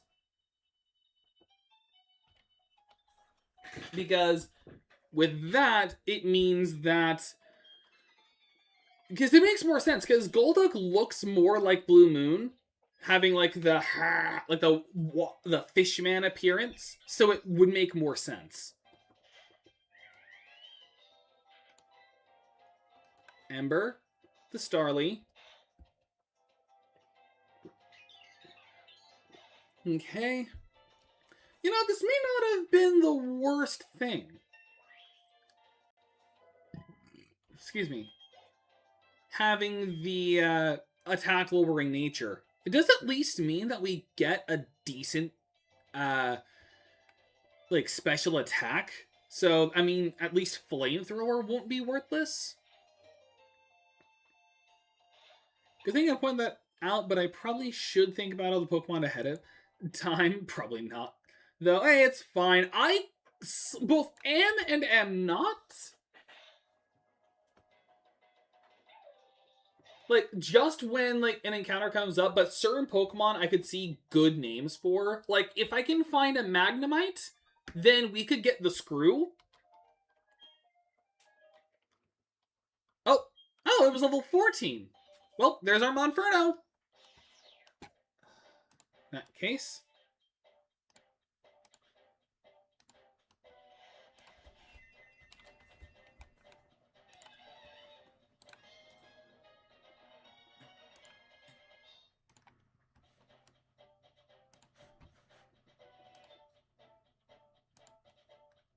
From Chincha to Monferno. This is our first evolution of the Nuzlocke. Definitely learn Mach Punch. This is actually a really good move. Early on, at least. It's 40 base power, so it's the same as Scratch, but it always hits first. Excuse me. So I'm going to get rid of Leer, because Taunt ended up being... I mean, it was kind of funny to use, so I'll keep it for now, but I'll get rid of Leer for Mach Punch. I will screw you together. Like, ayo, pause. Mach Punch. Yeah, I know we all hate that stand. We all, and I mean it, we all hate Joshu. The dude is the living embodiment of a Redditor. Like, we all hate him, but at the same time, his stand is actually pretty decent, like pretty cool. Not one I'd want, but it's still kind of a good one. But it does also, like, work with a Magnemite. It literally has screws along its body, and it's made up of, like, metal objects. So we get a Mach Punch. Also, shout out to the Chimchar that Ash had in the anime that always was on demon time whenever Blaze activated. Like, it just entered, like, his berserk state like Naruto in with 4 tails. Alright. And we already got our encounter here. Like, hey! Yeah, like, do you want to know where the gym leader is? We could let you explore this town so you could get your bearings and learn about certain places, or we could just take you there directly. There's literally no other games in Pokemon that force stuff like this. Not even Generation 1. Because the trainer that took you to the Pewter City gym, he was optional to talk to. Hey, DeBrando. It's just DeBrando. Like, we don't know what the D stands for. He's just DeBrando. Because you can't have a JoJo without a Brando. I probably could have instead named him Speedwagon, but whatever. Actually, well, no. Actually, it does work with him being a Brando because he's blonde. Well, actually, so is Speedwagon. Whatever. Like, we've made our choices. Like, we have our encounters. We've made our choices. And I'm not and, you know, in a Nuzlocke, there is no going back on stuff like that.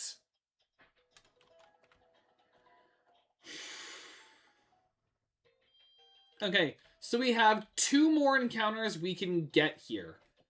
First up is Route 207. So, there's actually quite a few Pokemon we could get here.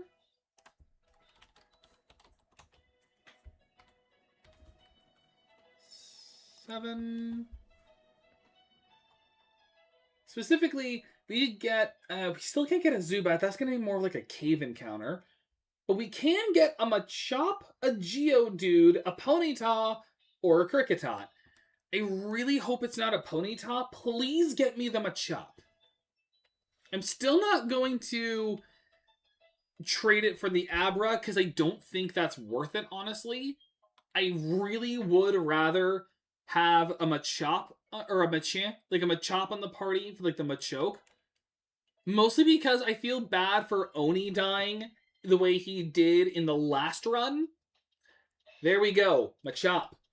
And that is actually, well, it's not the highest level it could have been. That would have been 8, but you know, 7 is not a bad, is not bad there. So Scratch. He can also graft things onto people, so in theory, he could just graft a wig onto someone. Actually, that's kind of good. Like, say you're someone who's really self-conscious about being bald. Like, here's just hair. Like, that actually would be a nice stand to have in that regard. If it's the Geodude, it's the Mimic that sunk the submarine. So High Priestess. If it's the Machamp, it's the lady that can make a tumor form on someone's body. If it's Kricketot, I don't know. No, I already know what we're making Machop. Like, the stand name for Machop is very obvious. I'm not making this one Empress because it's obvious. Because Machamp has a because Machamp has a dex entry that states that it can unleash 1,000 punches in 2 seconds. You know what that means, right? It's Star Platinum. Like, we would just be having a Star Platinum.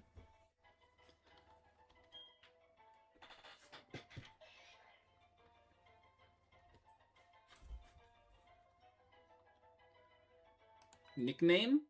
We gotta make a Star Platinum. Like, I already knew it when you said the punches. Exactly! It's like, literally, one of Machamp's Pokemon entries talk about how it can unleash 1,000 punches in 2 seconds. So I have to do it this way. Star Plat NM. Star Platinum. And I have the cheat that lets trade Pokemon evolve by evolution. So that means that we can get a Machamp in this run. Oh, and there's another Machop. Yeah. But I actually don't know if there's any stands with music-based abilities. I actually kind of want to look that up out of curiosity. Stands with musical abilities.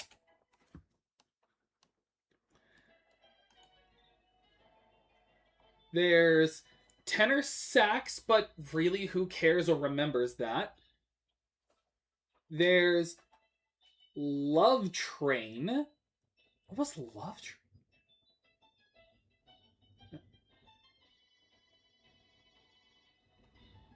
No.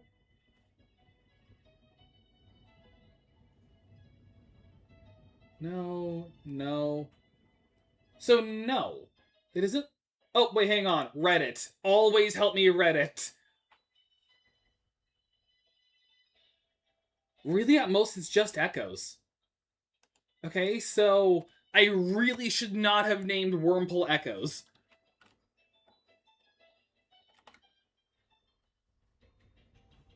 I feel like there should be more, like, stands with music abilities.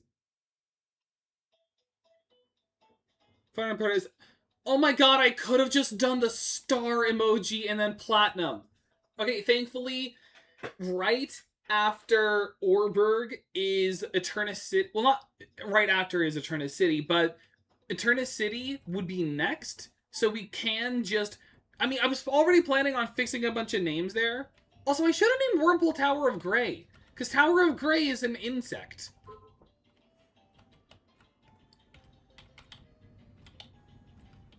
Get out of my way. Dire hit.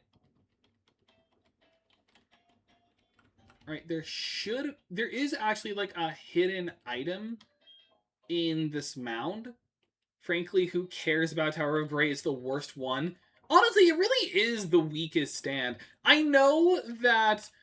Like, it's the stand that no one wants. All at the same time, you say it's the worst one. I do not plan on bringing a Dustox or Beautifly to the Elite Four. Just like we did with, the other one we had before. Actually, we did have a Beautifly before. Well, just like I did with Beautifly in the last run, I am not keeping this in the Nuzlocke. Like, there are seriously better Pokemon I could have instead. Heck, I would have rather have a Scizor. Like, sure, it's time for a weak to fire, but that's its only weakness. Anyway, we get a Geodude, and there is also only one stand that makes the most sense for a Geodude. We're calling him Rolling Stone.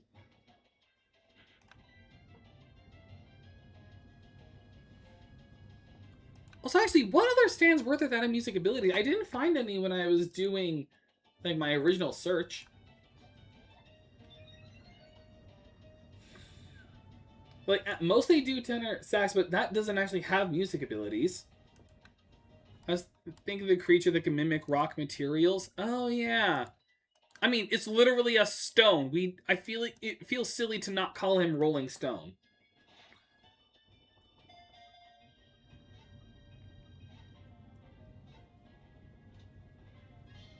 But Echoes is really the only stand that does, like, sound abilities.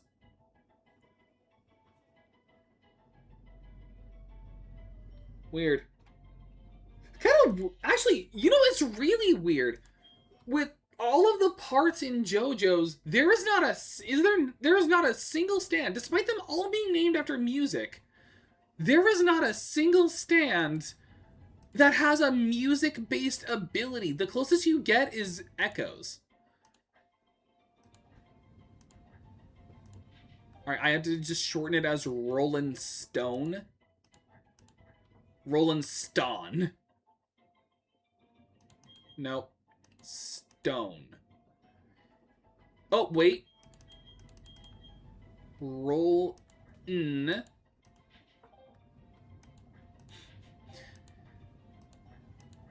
The, like, Rubik's Cube logic I had to do to make that work. True. But, though, I was thinking that... because it makes sense, but I would have classified Graveler as Rolling Stone, yeah. So Rolling Stone's in their PC, so that could be something in the future.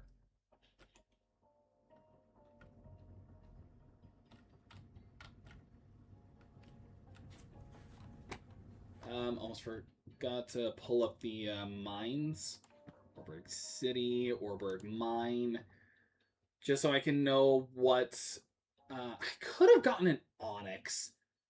Actually, that kind of makes me salty. I would have rather the Onyx, because the more Pokemon I catch that are available in a Wayward Cave, the more likely I am to get a Gibble.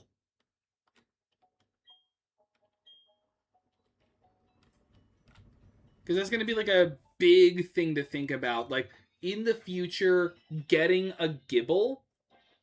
I failed it last time, but that's because I was dumb before and I didn't realize that it would have had takedown. So, as I am smarter, I will be playing to that logic instead. Wayward Cave, Platinum. Mach Punch again. Oh, that would have also worked better as a Clash because it's a land shark. Oh my gosh. Why are there so many stands that work well with, like, JoJo's stand name? Like, JoJo's names. But, yeah, so looking at it in the opposite cave. For me to have, like, improved my chances of getting it, I would have to get a Zubat, an Onix, and a Bronzor. I know that Bronzor can be found at Mount Coronet. Excuse me. And there should be a couple caves where you can get an Onix. Because I kind of have a plan where I save Wayward Cave until I get all of the other Pokemon that I could find there. And then I go in and I just keep re-rolling until I get a Gibble. It'll be really low level. Oh, what? I got scared with the music cutting out. But it can work. Like, Rourke shows me how hidden moves work, like with Rock Smash. You know, when I was a kid, I always thought he just broke the rock on his own, that it wasn't his Pokemon doing it. I'm actually gonna... There's a moment of me being not that smart as a kid. Like, I thought, like, whoa, he broke a rock on his own. He's strong. And then as I'm a kid, it's like, oh, he just had a Pokemon do it. Thankfully, there are a few places where I could get a Zubat. Not many places for the Bronzor, though, or the Onix. But that's going to be my plan. I'm going to save Wayward Cave for much later in the future until I can get a Zubat, an Onix, and a Bronzor, because we already have the Geodude.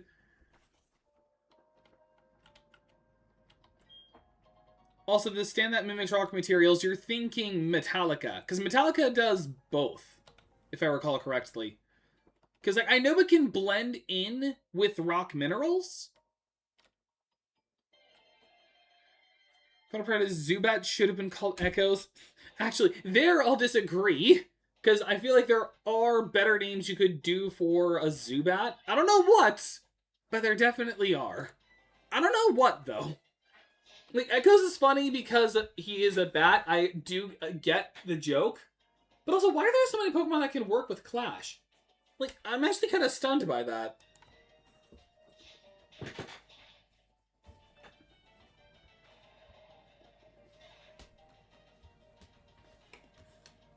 Also, wait, I know what we could call him instead. I know what we could instead call Magikarp.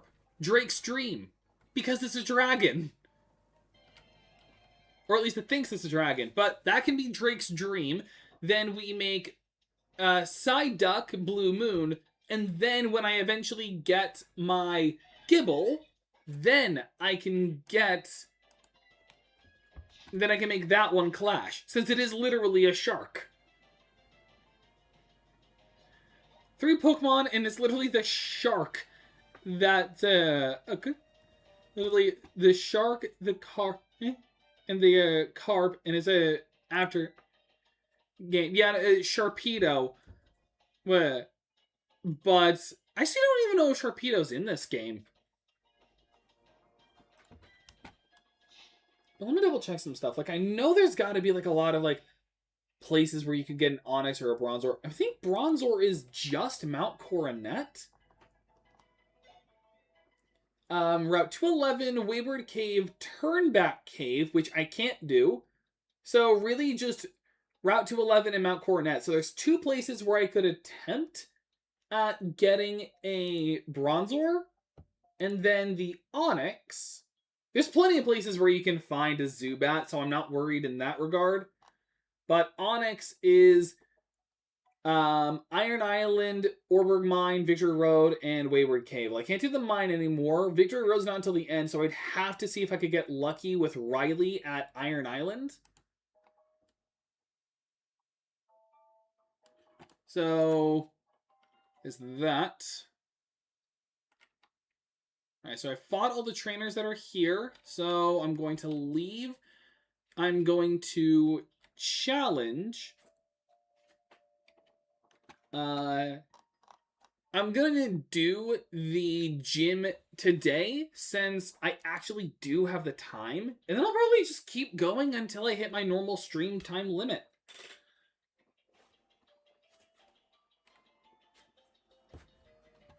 Like, all these Pokemon are going to be very underleveled and have no screen and have barely any screen time whatsoever. But whatever. I have the rare candies. I can just evolve them off camera. Or, I mean, if I wanted to be nice, I could just do it now. Like, would you rather me do the rare candies now, or so that I can technically have them match with the gym?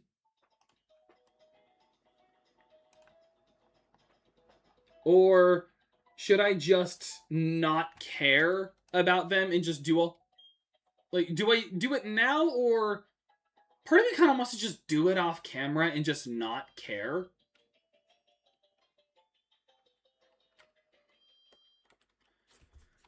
But here, let me check that. Carvana.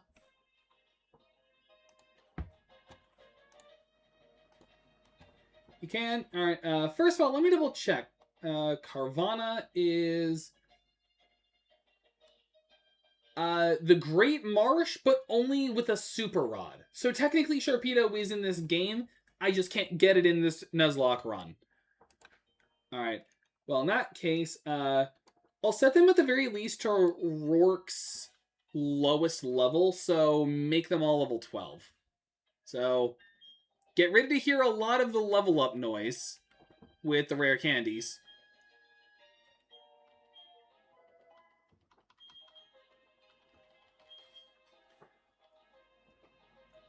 Honestly, no. That's going to be really boring, and I'd rather just do that off camera.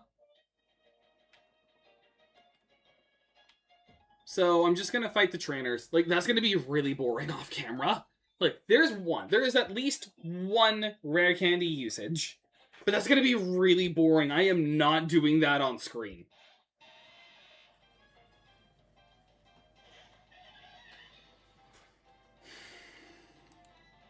Like, I'd rather just Mach Punch my way to victory and do that.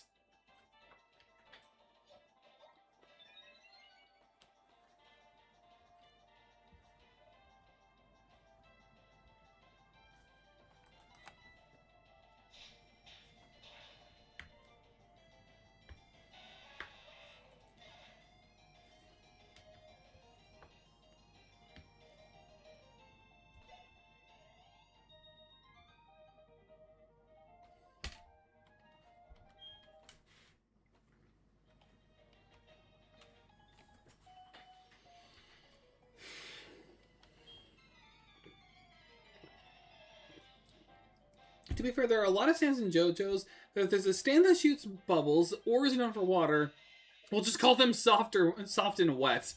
Actually, there are quite a lot of Pokemon that learn the move Bubble.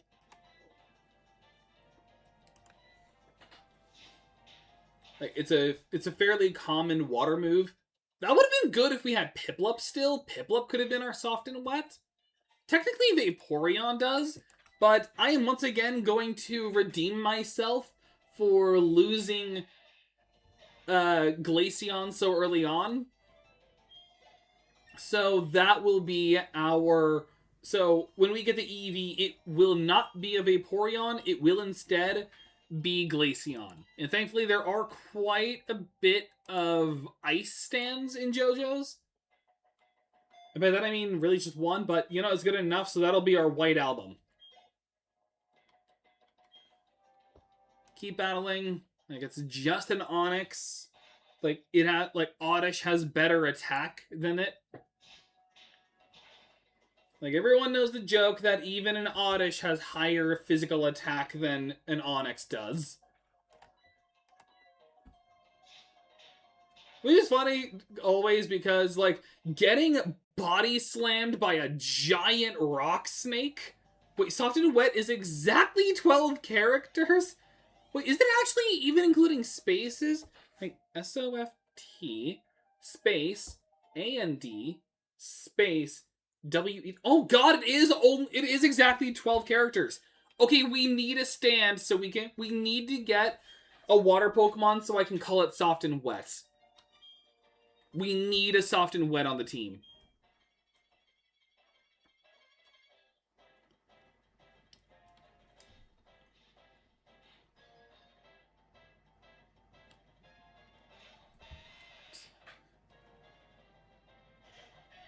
I've been just doing the ampersand, but no worries. No, it's fine. That's actually really perfect. I really hope I can find a Pokemon to be Soft and Wet. Alright, Rock Throw. It's fine. Everything's going to be neutral damage because fighting resists fire, which is normally weak to rock, so it cancels each other out. And thankfully, only his Onix and Geodude have a rock move. The Cranidos does not. The Cranidos' only moves, excuse me, I kid you not, are just Headbutt, Pursuit, and Leer. I don't know why. I don't know why Pursuit. I don't know why it doesn't have Rock Throw as well. But whatever.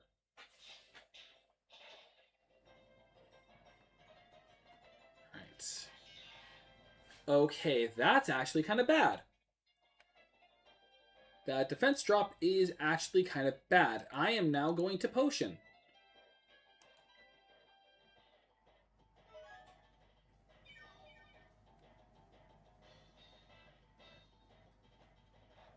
Okay, Stealth Rock. Mach Punch again.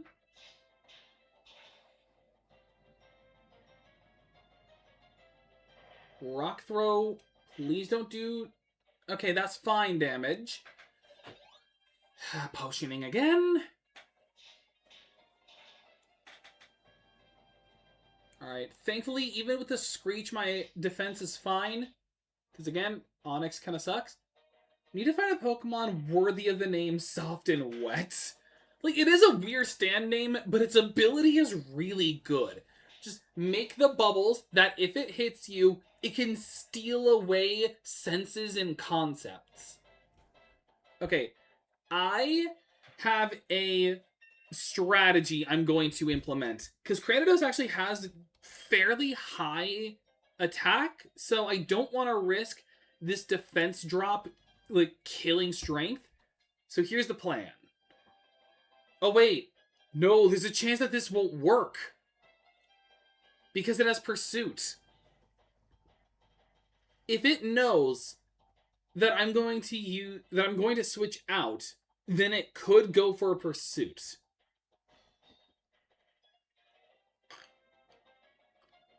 I mean, I already said I don't care about this Wurmple in the slightest. So should I just sacrifice him now? And what is the best course of action? Because Cranidos has a much higher base attack than an Onix does. Cranidos has 125 attack. So a Headbutt, even though it's not Stab, is strong enough that it could kill. Like, or do a lot of damage. I think I need to switch. A Marill would probably work. Actually, a Marill would work for Soft and Wet. Okay, I'm going to go into Echoes. Alright, I'm going to go into Echoes. That takes away my defense drop. The stone's dug in. You think you can take down the next Pokemon like you did earlier? Not really. Not in the same way, at least. Alright, so... Yep, there we go. And that is our... That crit was unnecessary, but that is the first death of the Nuzlocke as well. I should also keep a counter for how many... I should make this instead how many deaths we've currently had. So, death toll...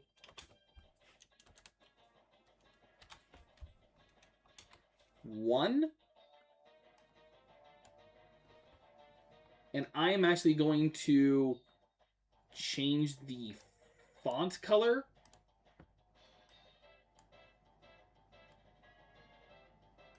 to black. Oh no, that's the background color.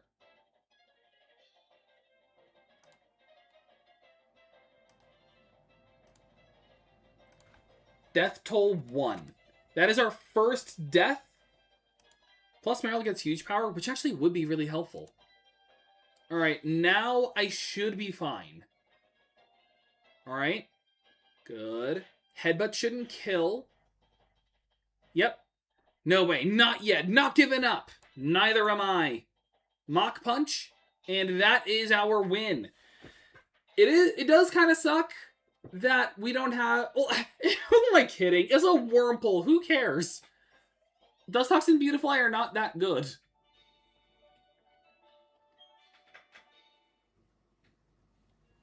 This is embarrassing. I went and lost to a trainer who didn't even have a single gym badge. Granted, that's how they always go since I'm the first gym leader. I don't know why I'm complaining. And that's tough. You were strong and I was weak. That's all there is. According to Pokemon League rules, I have to give you our gym badge since you've beaten me, the leader. Here's your official Pokemon League Coal badge. There's our Coal badge.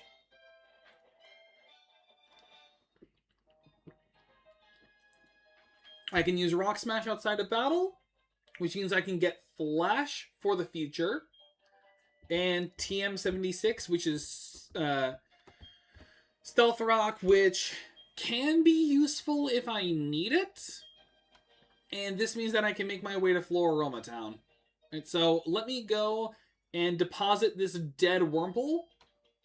Because again, I really was not attached. I already said that it was going to be a Sackmon.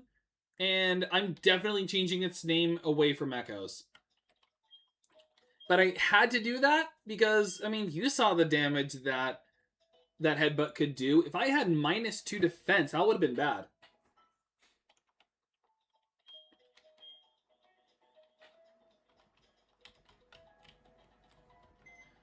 That's probably the most inconsistent Pokemon, in my opinion. Wurmple kind of sucks. Especially with the... I mean, there's a reason why I don't think it's used in any other game. I don't think Wurmple's in any other game. I think it's just in Diamond and Pearl. I'd have to double check. But, well, first of all, as always, we gotta rename it the Death Box. Or, not... This is the Graveyard.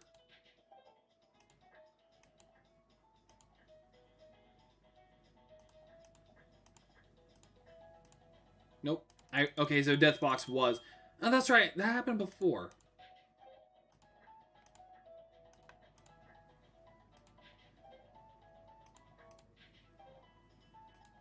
Death Box. The Rolling Tombstone Box. Oh no, it's Living Tombstone. Okay, so then we have a Psyduck, a Machop, and a Geodude. I think Star Platinum is our best one to put in our team. Actually, either one would be good. I'm not doing Psyduck because we already have 2 water types. Well, technically 1.5, but still. So it would either be we could have a fighting type or we could have a rock type. These were both... Sadly enough, these were both Pokemon that were bad. Oh wait, actually I know how I could check this. Like, it's funny because these were both Pokemon that died in the Nuzlocke before because of my incompetence. Alright, let me check their natures. Bashful, neutral nature. Alright. And Star Platinum is hardy nature. Also neutral. Okay. So... No guard? No guard! Do you know how... I think our last one had no guard too. Or did it have guts? Was Star Platinum... Was Oni no guard or guts? I want to say guts. It was guts. Okay, this is actually better. I mean, they're both fantastic natures in the right setup, or not natures, abilities.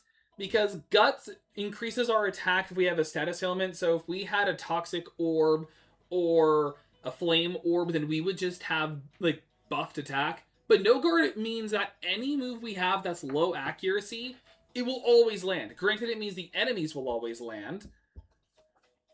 Yeah. This is very accurate. He has no guard because he doesn't need one of his attacks. It means one of his attacks, none of his attacks will ever miss. True. Now he is Star Platinum. Oh my god! It is Star Platinum! Because Star Platinum has the precision of a surgeon. Like, precision greater than a surgeon. While at the same time, Rockhead is also a good one. Because Sturdy sucks in this generation. Is that not good until Gen 5? So that means that I could have a recoil move and he'd take no damage. Although I don't think Geodude line learns any recoil moves. I don't even think like Head Smash was in this game yet. I think that was a Gen 5 move. Okay, I'm going to go Star Platinum. I think I still have that PNG. I think I still have my Chops PNG in here. Yeah. Okay, so now this is our team going forward. So now we have Strength, Animal Shop, Stray Cat, Harvest, Blue Moon, and Star Platinum, whose name will be altered when I can get to the name relearner in Eterna. Okay, this is actually a fairly good team we've got at the moment.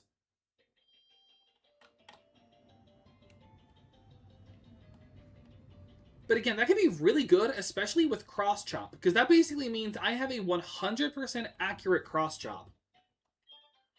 DeBrando. We still have not decided what the D stands for. Maybe, like, next Monday we'll decide what the D stands for. So we go from the funny team you had last time. Now you just have a totally accurate team of stands. True, I just went from honestly one of the least good naming schemes I had ever done to JoJo stands, and these are like very accurate too. Especially because now that I think about it, Harvest is good for Bidoof, not only because it's an underrated like book because it's a good HM slave, but also they're beavers, so they're nature's engineers. So they work in teams, just like Harvest.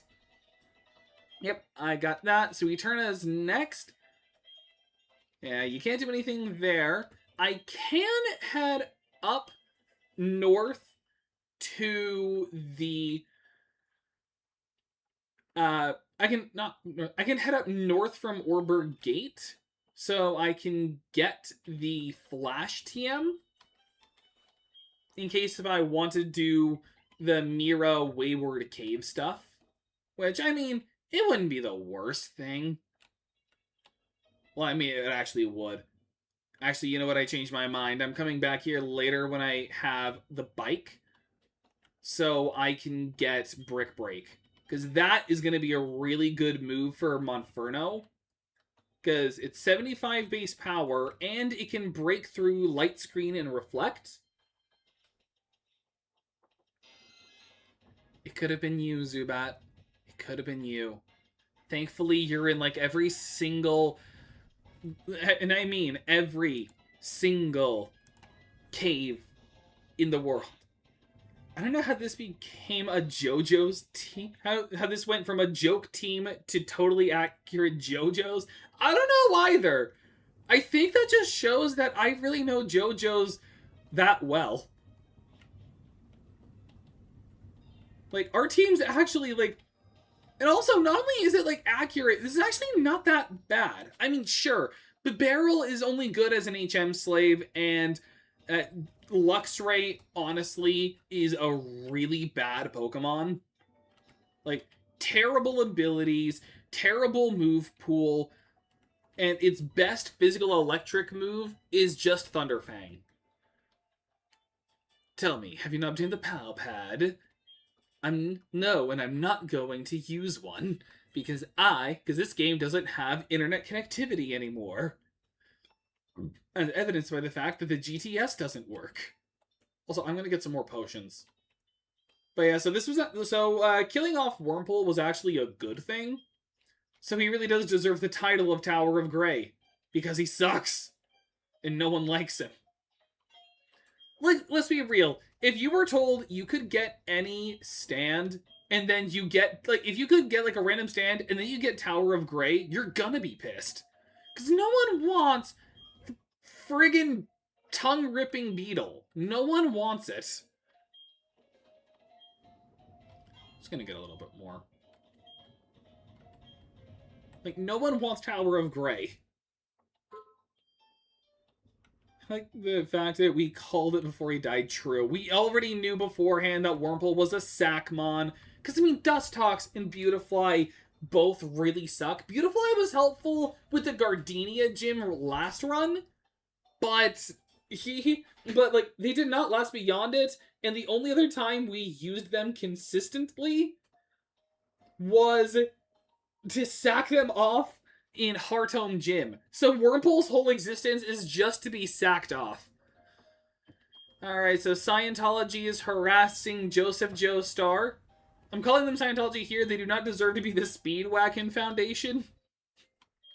Otherwise, they would just be the Speedwagon. This is the evil version of the Speedwagon Foundation. So you change the thing, you said attempt, and now it says death toll. I feel like that just works better for a Nuzlocke. I didn't have it in my last two Nuzlocks I did in Scarlet and Sword, but I feel like here it makes the most sense since I'm doing it on this whole emulator. So because it's vertical like that, it just works better. Yeah. Plus, attempt 2, no one's gonna care that this is your second attempt. People would care more about the Nuzlocke, about like how many Pokemon have died currently.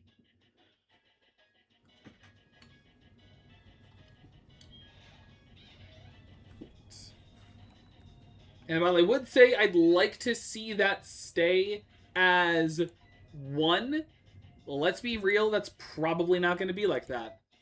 Mach Punch.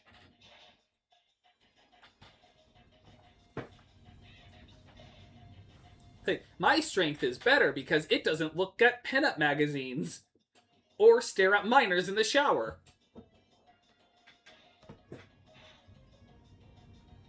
Ooh, that was a crit. Nice. You know what? Just for fun, let's use Fury Swipes. Which, anyone who knows Pokemon Mystery Dungeon is terrified of this move. Let's be honest, to be honest, your team's it's probably all gonna die, so let's hope it doesn't happen. Oh, I'm ensuring that that death toll does not reach double digits. Like, if we hit like 9 deaths, that's one thing. I'm going to ensure that that is never going to be double digits. Also, with how long, like, we've been going so far, we're probably gonna end after the Floraroma events. And maybe, like, oh, actually, no. We may end the stream right at Eternicity. So, yeah, I'll be fine. Wait, that's accurate to the anime because Harvest dies in an explosion? No, we are going to even keep Harvest alive so he can be our HM slave. Like, here's how this is realistically going to go HM-wise. The Bidoof is going to have Surf, Strength, it already has Rock Smash, and then I think can no Cut? Let me actually double check that if a Bidoof can learn Cut. Bidoof.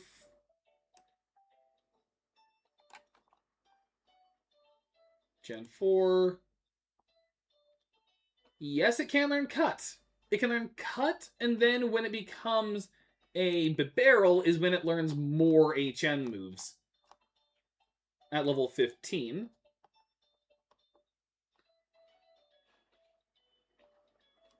Specifically, like, it gets Cut, Surf, Strength, Rock Smash, Waterfall, and a Rock Climb. So eventually we're going to have to get something to learn Rock Climb. I'm not going to have it not know Cut this time, because I actually think that'll be good. And Surf's not the worst thing for it. So how I'm planning this out, Bidoof is going to know Cut, Rock Smash, and Surf, and probably Rock Climb, because I think I'd rather Strength on someone else like Machop, so he can like better capitalize on it. I mean, they can both capitalize on it, but like Machop literally becomes its signature move in Sun and Moon. And then Fly and temporarily Defog is going to be on Starly. And then Waterfall is going to be on Gyarados. That's kind of how I'm planning this out right now. Alright, anywho, I warded off Scientology, and I'm now moving on to the cave for my next encounter.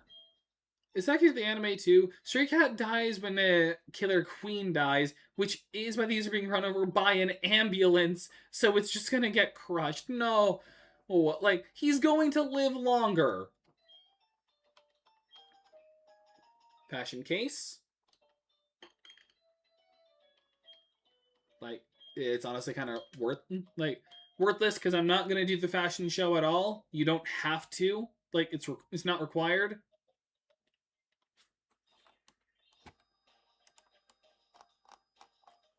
Alright, so,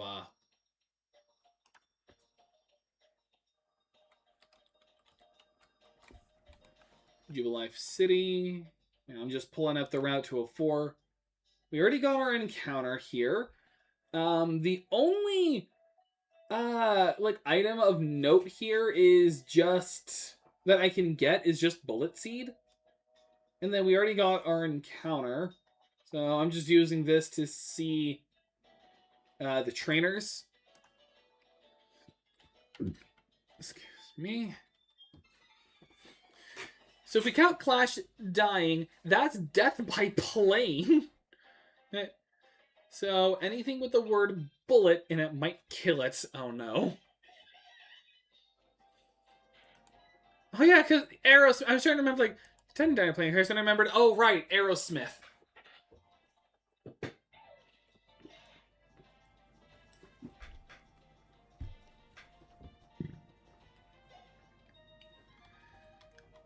I have to use the bathroom real quick. I'll be right back.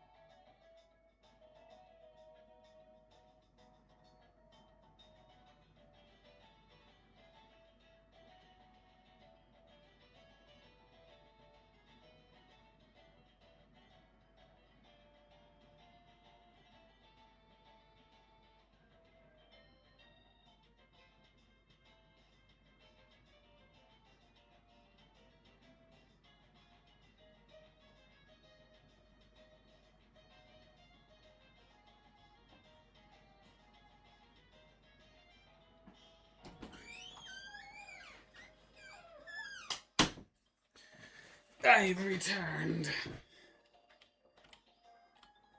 Alright, here's the guy whose dad doesn't love him. I'll beat you up with the magic art my dad gave me. Like, I'm sorry to say this, dude. Your dad doesn't love you. Look at me. Your dad hates you. if he gave you a Magikarp as your starter, your dad doesn't love you. He wants you to be bullied. He wants you to fail and suffer and lose over and over and over again. So, here's what you do. You do a trade, and you get yourself a better Pokemon. Feebas is not a good one either. No, don't. Like it just like that thing has the same problems as a Magikarp. Don't get a Feebas either. Finneon, yeah, you can do a Finneon if you want to keep the water Pokemon. Like that one's at least got some better attacking moves. But there's so many better Pokemon you could have had. Your dad doesn't love you. Like to imagine the father gave him the carp just because he told his son if you train it to be the best, it'll evolve into a dragon like the legends. It's like that. Oh my god! It's like the reverse of we had to send your goldfish to a farm upstate. Instead, it's the reverse. Like he had to lie to him to make him feel better about a living Pokemon. Like if you train this worthless fish up to be better and better, it'll be a dragon. Like wow, you're a great dad. Like, hey, oh please don't call me your dad. Call me Crasher Wake. Like Crasher Wake's a horrible father. Maybe trivia about like, oh well, this will be such a splendid fight I'm going to have. Go, my fragile plant creature Badoo. It's like, alright, strength, hit her with the freight cruiser.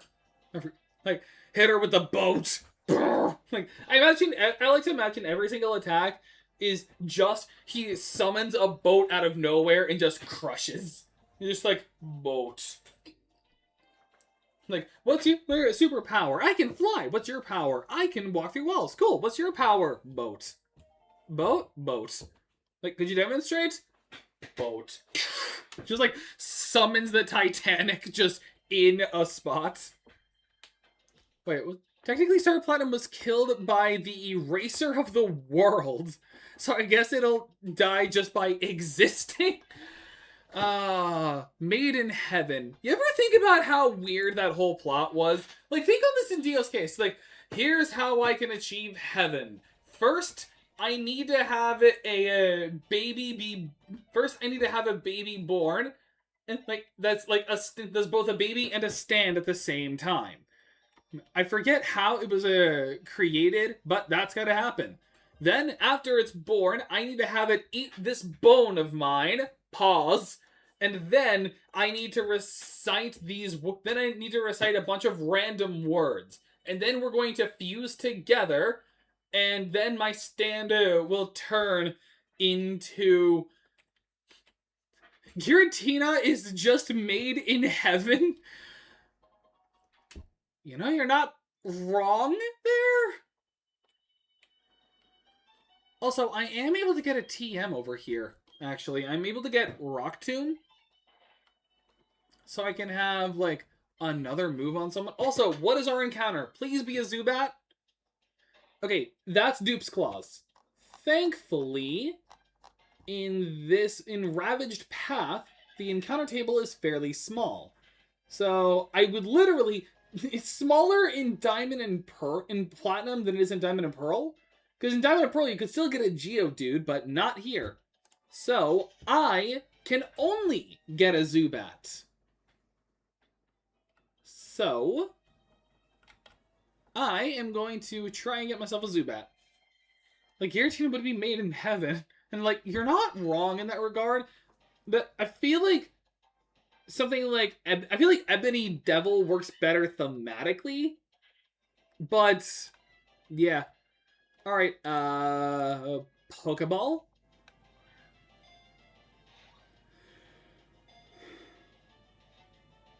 Two. Okay.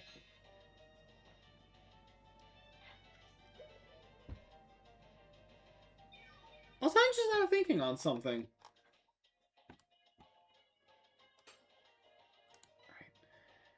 I don't have many Pokemon I can send out to weaken it. If I don't catch it in this ball, I'll send out one of my weaker Pokemon to fight the Zubat. Ebony Devil is just Wobbuffet? And unfortunately, you can't get Wobbuffet in this game. I know you can get it in Heart Gold Soul Silver, but you can't in Diamond and Pearl and Platinum.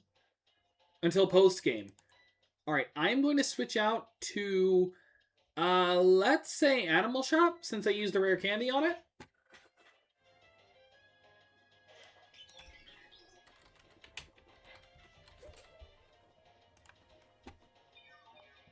Let me double check the encounter table in, here, in Iron Island. Tackle? Okay, if I'm just on the first floor, it would be the Zubat line, the Geodude line, and an Onix. And it's the same with basement floor 1, basement floor 2. Basement floor 2, I would have a chance of getting a Steelix. So, yeah. So if I can get this, and then I can get the... then I'd have to get a Bronzor. Oh, almost attacked again. Nope, I can instead throw a Pokeball. I just wanted to point it out. That is funny, because technically it is Wobbuffet. Well, I say technically, literally, it is just it is Wobbuffet. Like, Wobbuffet would be just kind of like Ebony Devil. Ebony Devil's kind of a weird stand. Because it's literally just, it can possess a doll if you hate someone. And then you control it. I will say, if you get a Haunter, you could do that as either Ebony Devil or Empress. Nope, Justice. Empress was the tumor. And as for Zubat, honestly, it's not a plane, but I think we need to make this one Aerosmith.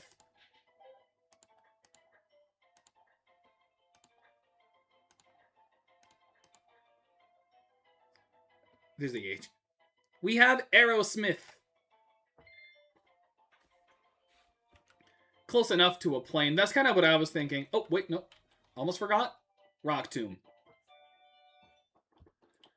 I don't know if I'm going to put this on anyone at the moment.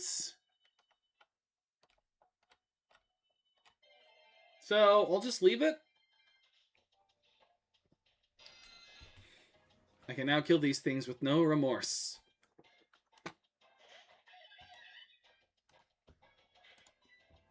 Ember.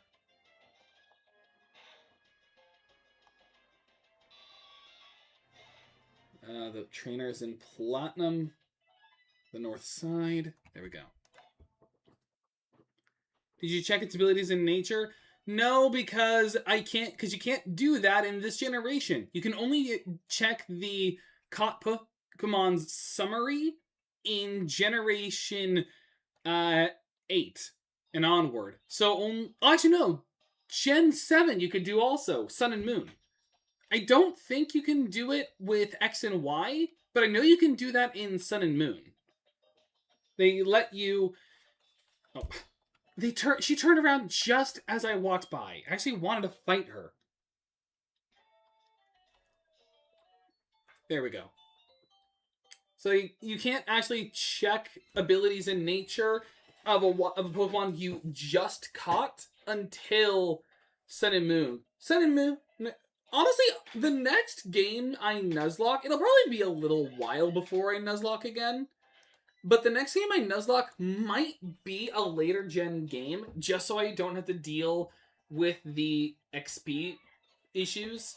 So either X and Y, or I'll do Sun and Moon. I feel like either one would be good. Keep battling is just a Cherubi.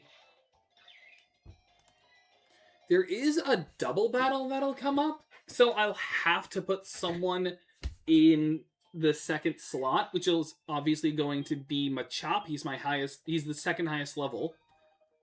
So if you do Sun and Moon, you could do a lot more stands. Are all of my Nuzlocks just going to be we name Pokemon after stands? Like, I'm trying to do a little more variety, but at the same time, between Pokemon like Inkay, like, I honestly don't. I want to keep every Nuzlocke's theme, like, unique to one another. So, like, because I did because, like, in my first Nuzlocke, I just had it being random because, you know, I was a small streamer, no one really cared. Or I was a small YouTuber, no one cared. So I just kind of did what I wanted. Also, this guy's Wurmple could have evolved whenever he wanted. He just chose to keep it a Wurmple. Like, that at level 10, he could have had a different Pokemon. Okay, I am... Ooh, actually, I just thought on that. Should I get rid of Ember? Because Ember is technically my strongest attack since it's special. Although, actually, I could have just got... Yeah, I'm just going to get rid of Taunt. I don't want to get rid of Ember since the special attack is technically higher. Since he's a bold nature. Keep battling. Because unfortunately, I have a special Machamp. I have a special Monferno. 38 compared to 31. You could do Mario in a lot of creatures as well from Mario on a Sun and Moon. I could do like if I do a Sun and well, first of all, if I do Sun and Moon, I'm doing Ultra Sun and Ultra Moon. And second of all, I could honestly do Mario characters in Sun and Moon, since I'm also planning on doing Super Mario Mon in the future.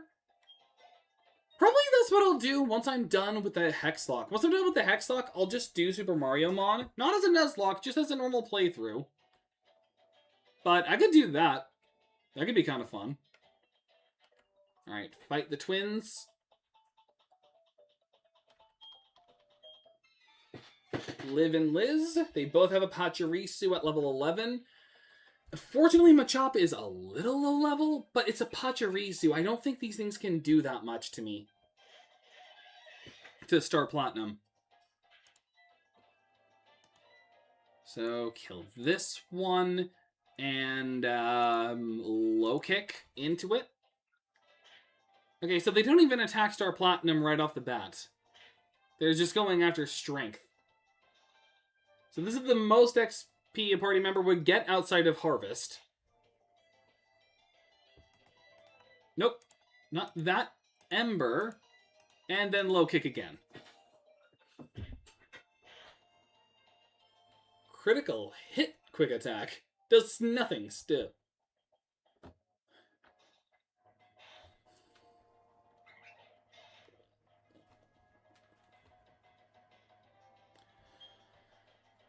Okay.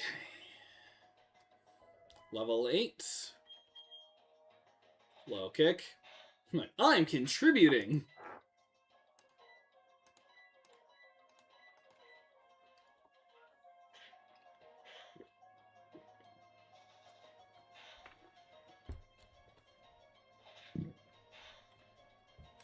Oh, that was a crit. He did a thing. Good for you.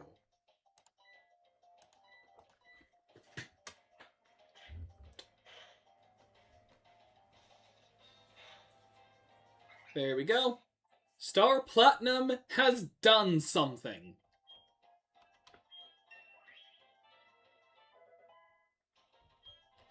Level 9. You know, I am really glad. I know people will always complain about how much easier modern Pokemon games are, but let's be real. Like, we also don't have to deal with the problem of grinding anymore.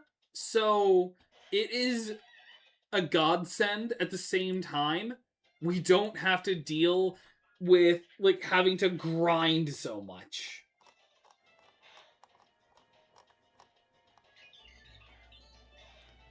I mean, granted, I don't either, but you know what I mean.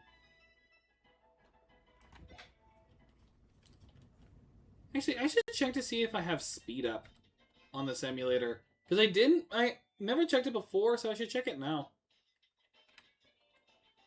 Alright, no one can learn Bullet Seed, unfortunately.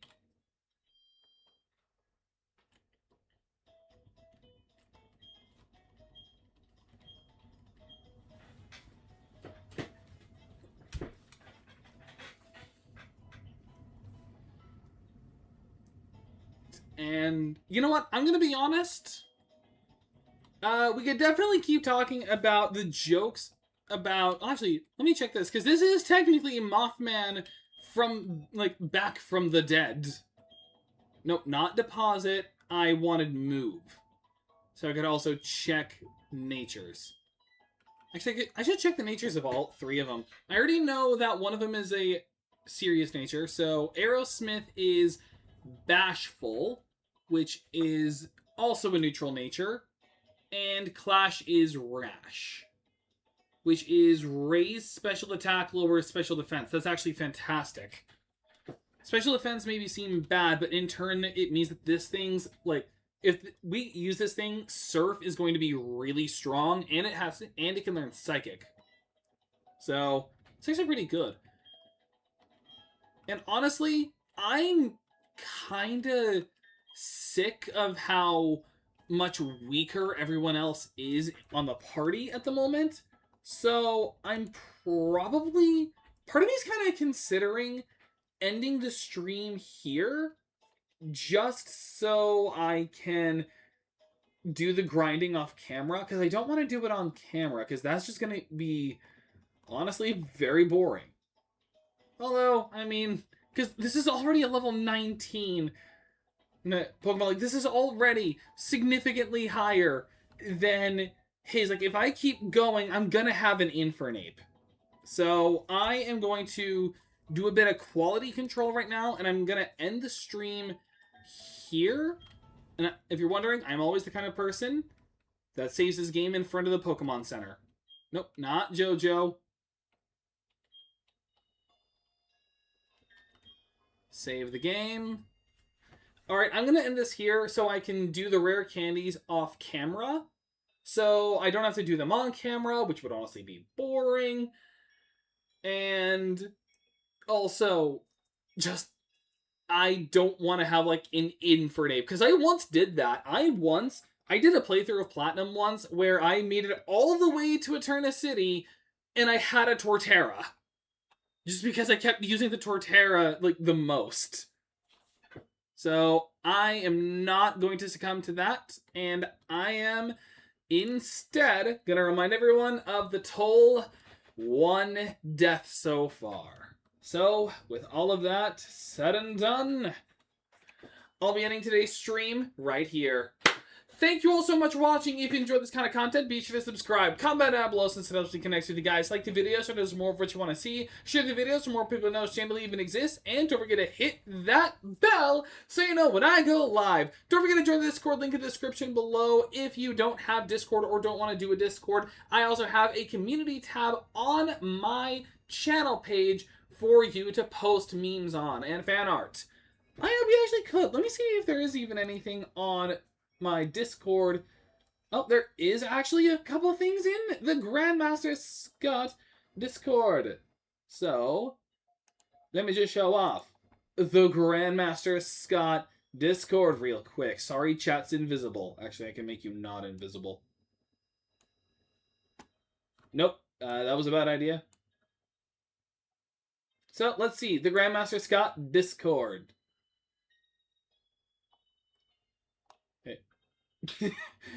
It's felony time! I like that. Like, oh wait, there's actually a few things I missed. We already saw this before. Shout out to everyone who wants to info dump but can't string together coherent thoughts to form sentences and instead just look at you like this. Unfortunately, I've kind of been like that before. Then, I just love felony time! Time to commit a felony! Then, guess who stopped procrastinating? Nice! This took way too long. Nice! Actually, looks really good. Roxy, another OC. Newish Tree Gang member. Not an honorary one, but also not a main one, per se. Okay. Cute.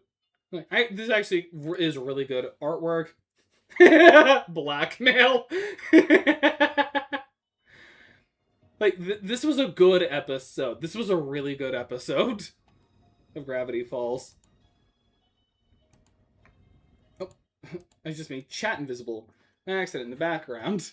Is that Hunter from Owl House? I wouldn't know. I never watched Owl House and never really had an interest to. Just honestly, I was just so satisfied with Gravity Falls ending. I just couldn't think of anything else being that good. Plus, I was kind of not getting as into watching cable as much anymore. I've heard it's a good show. I just lost interest in honestly just watching like certain shows.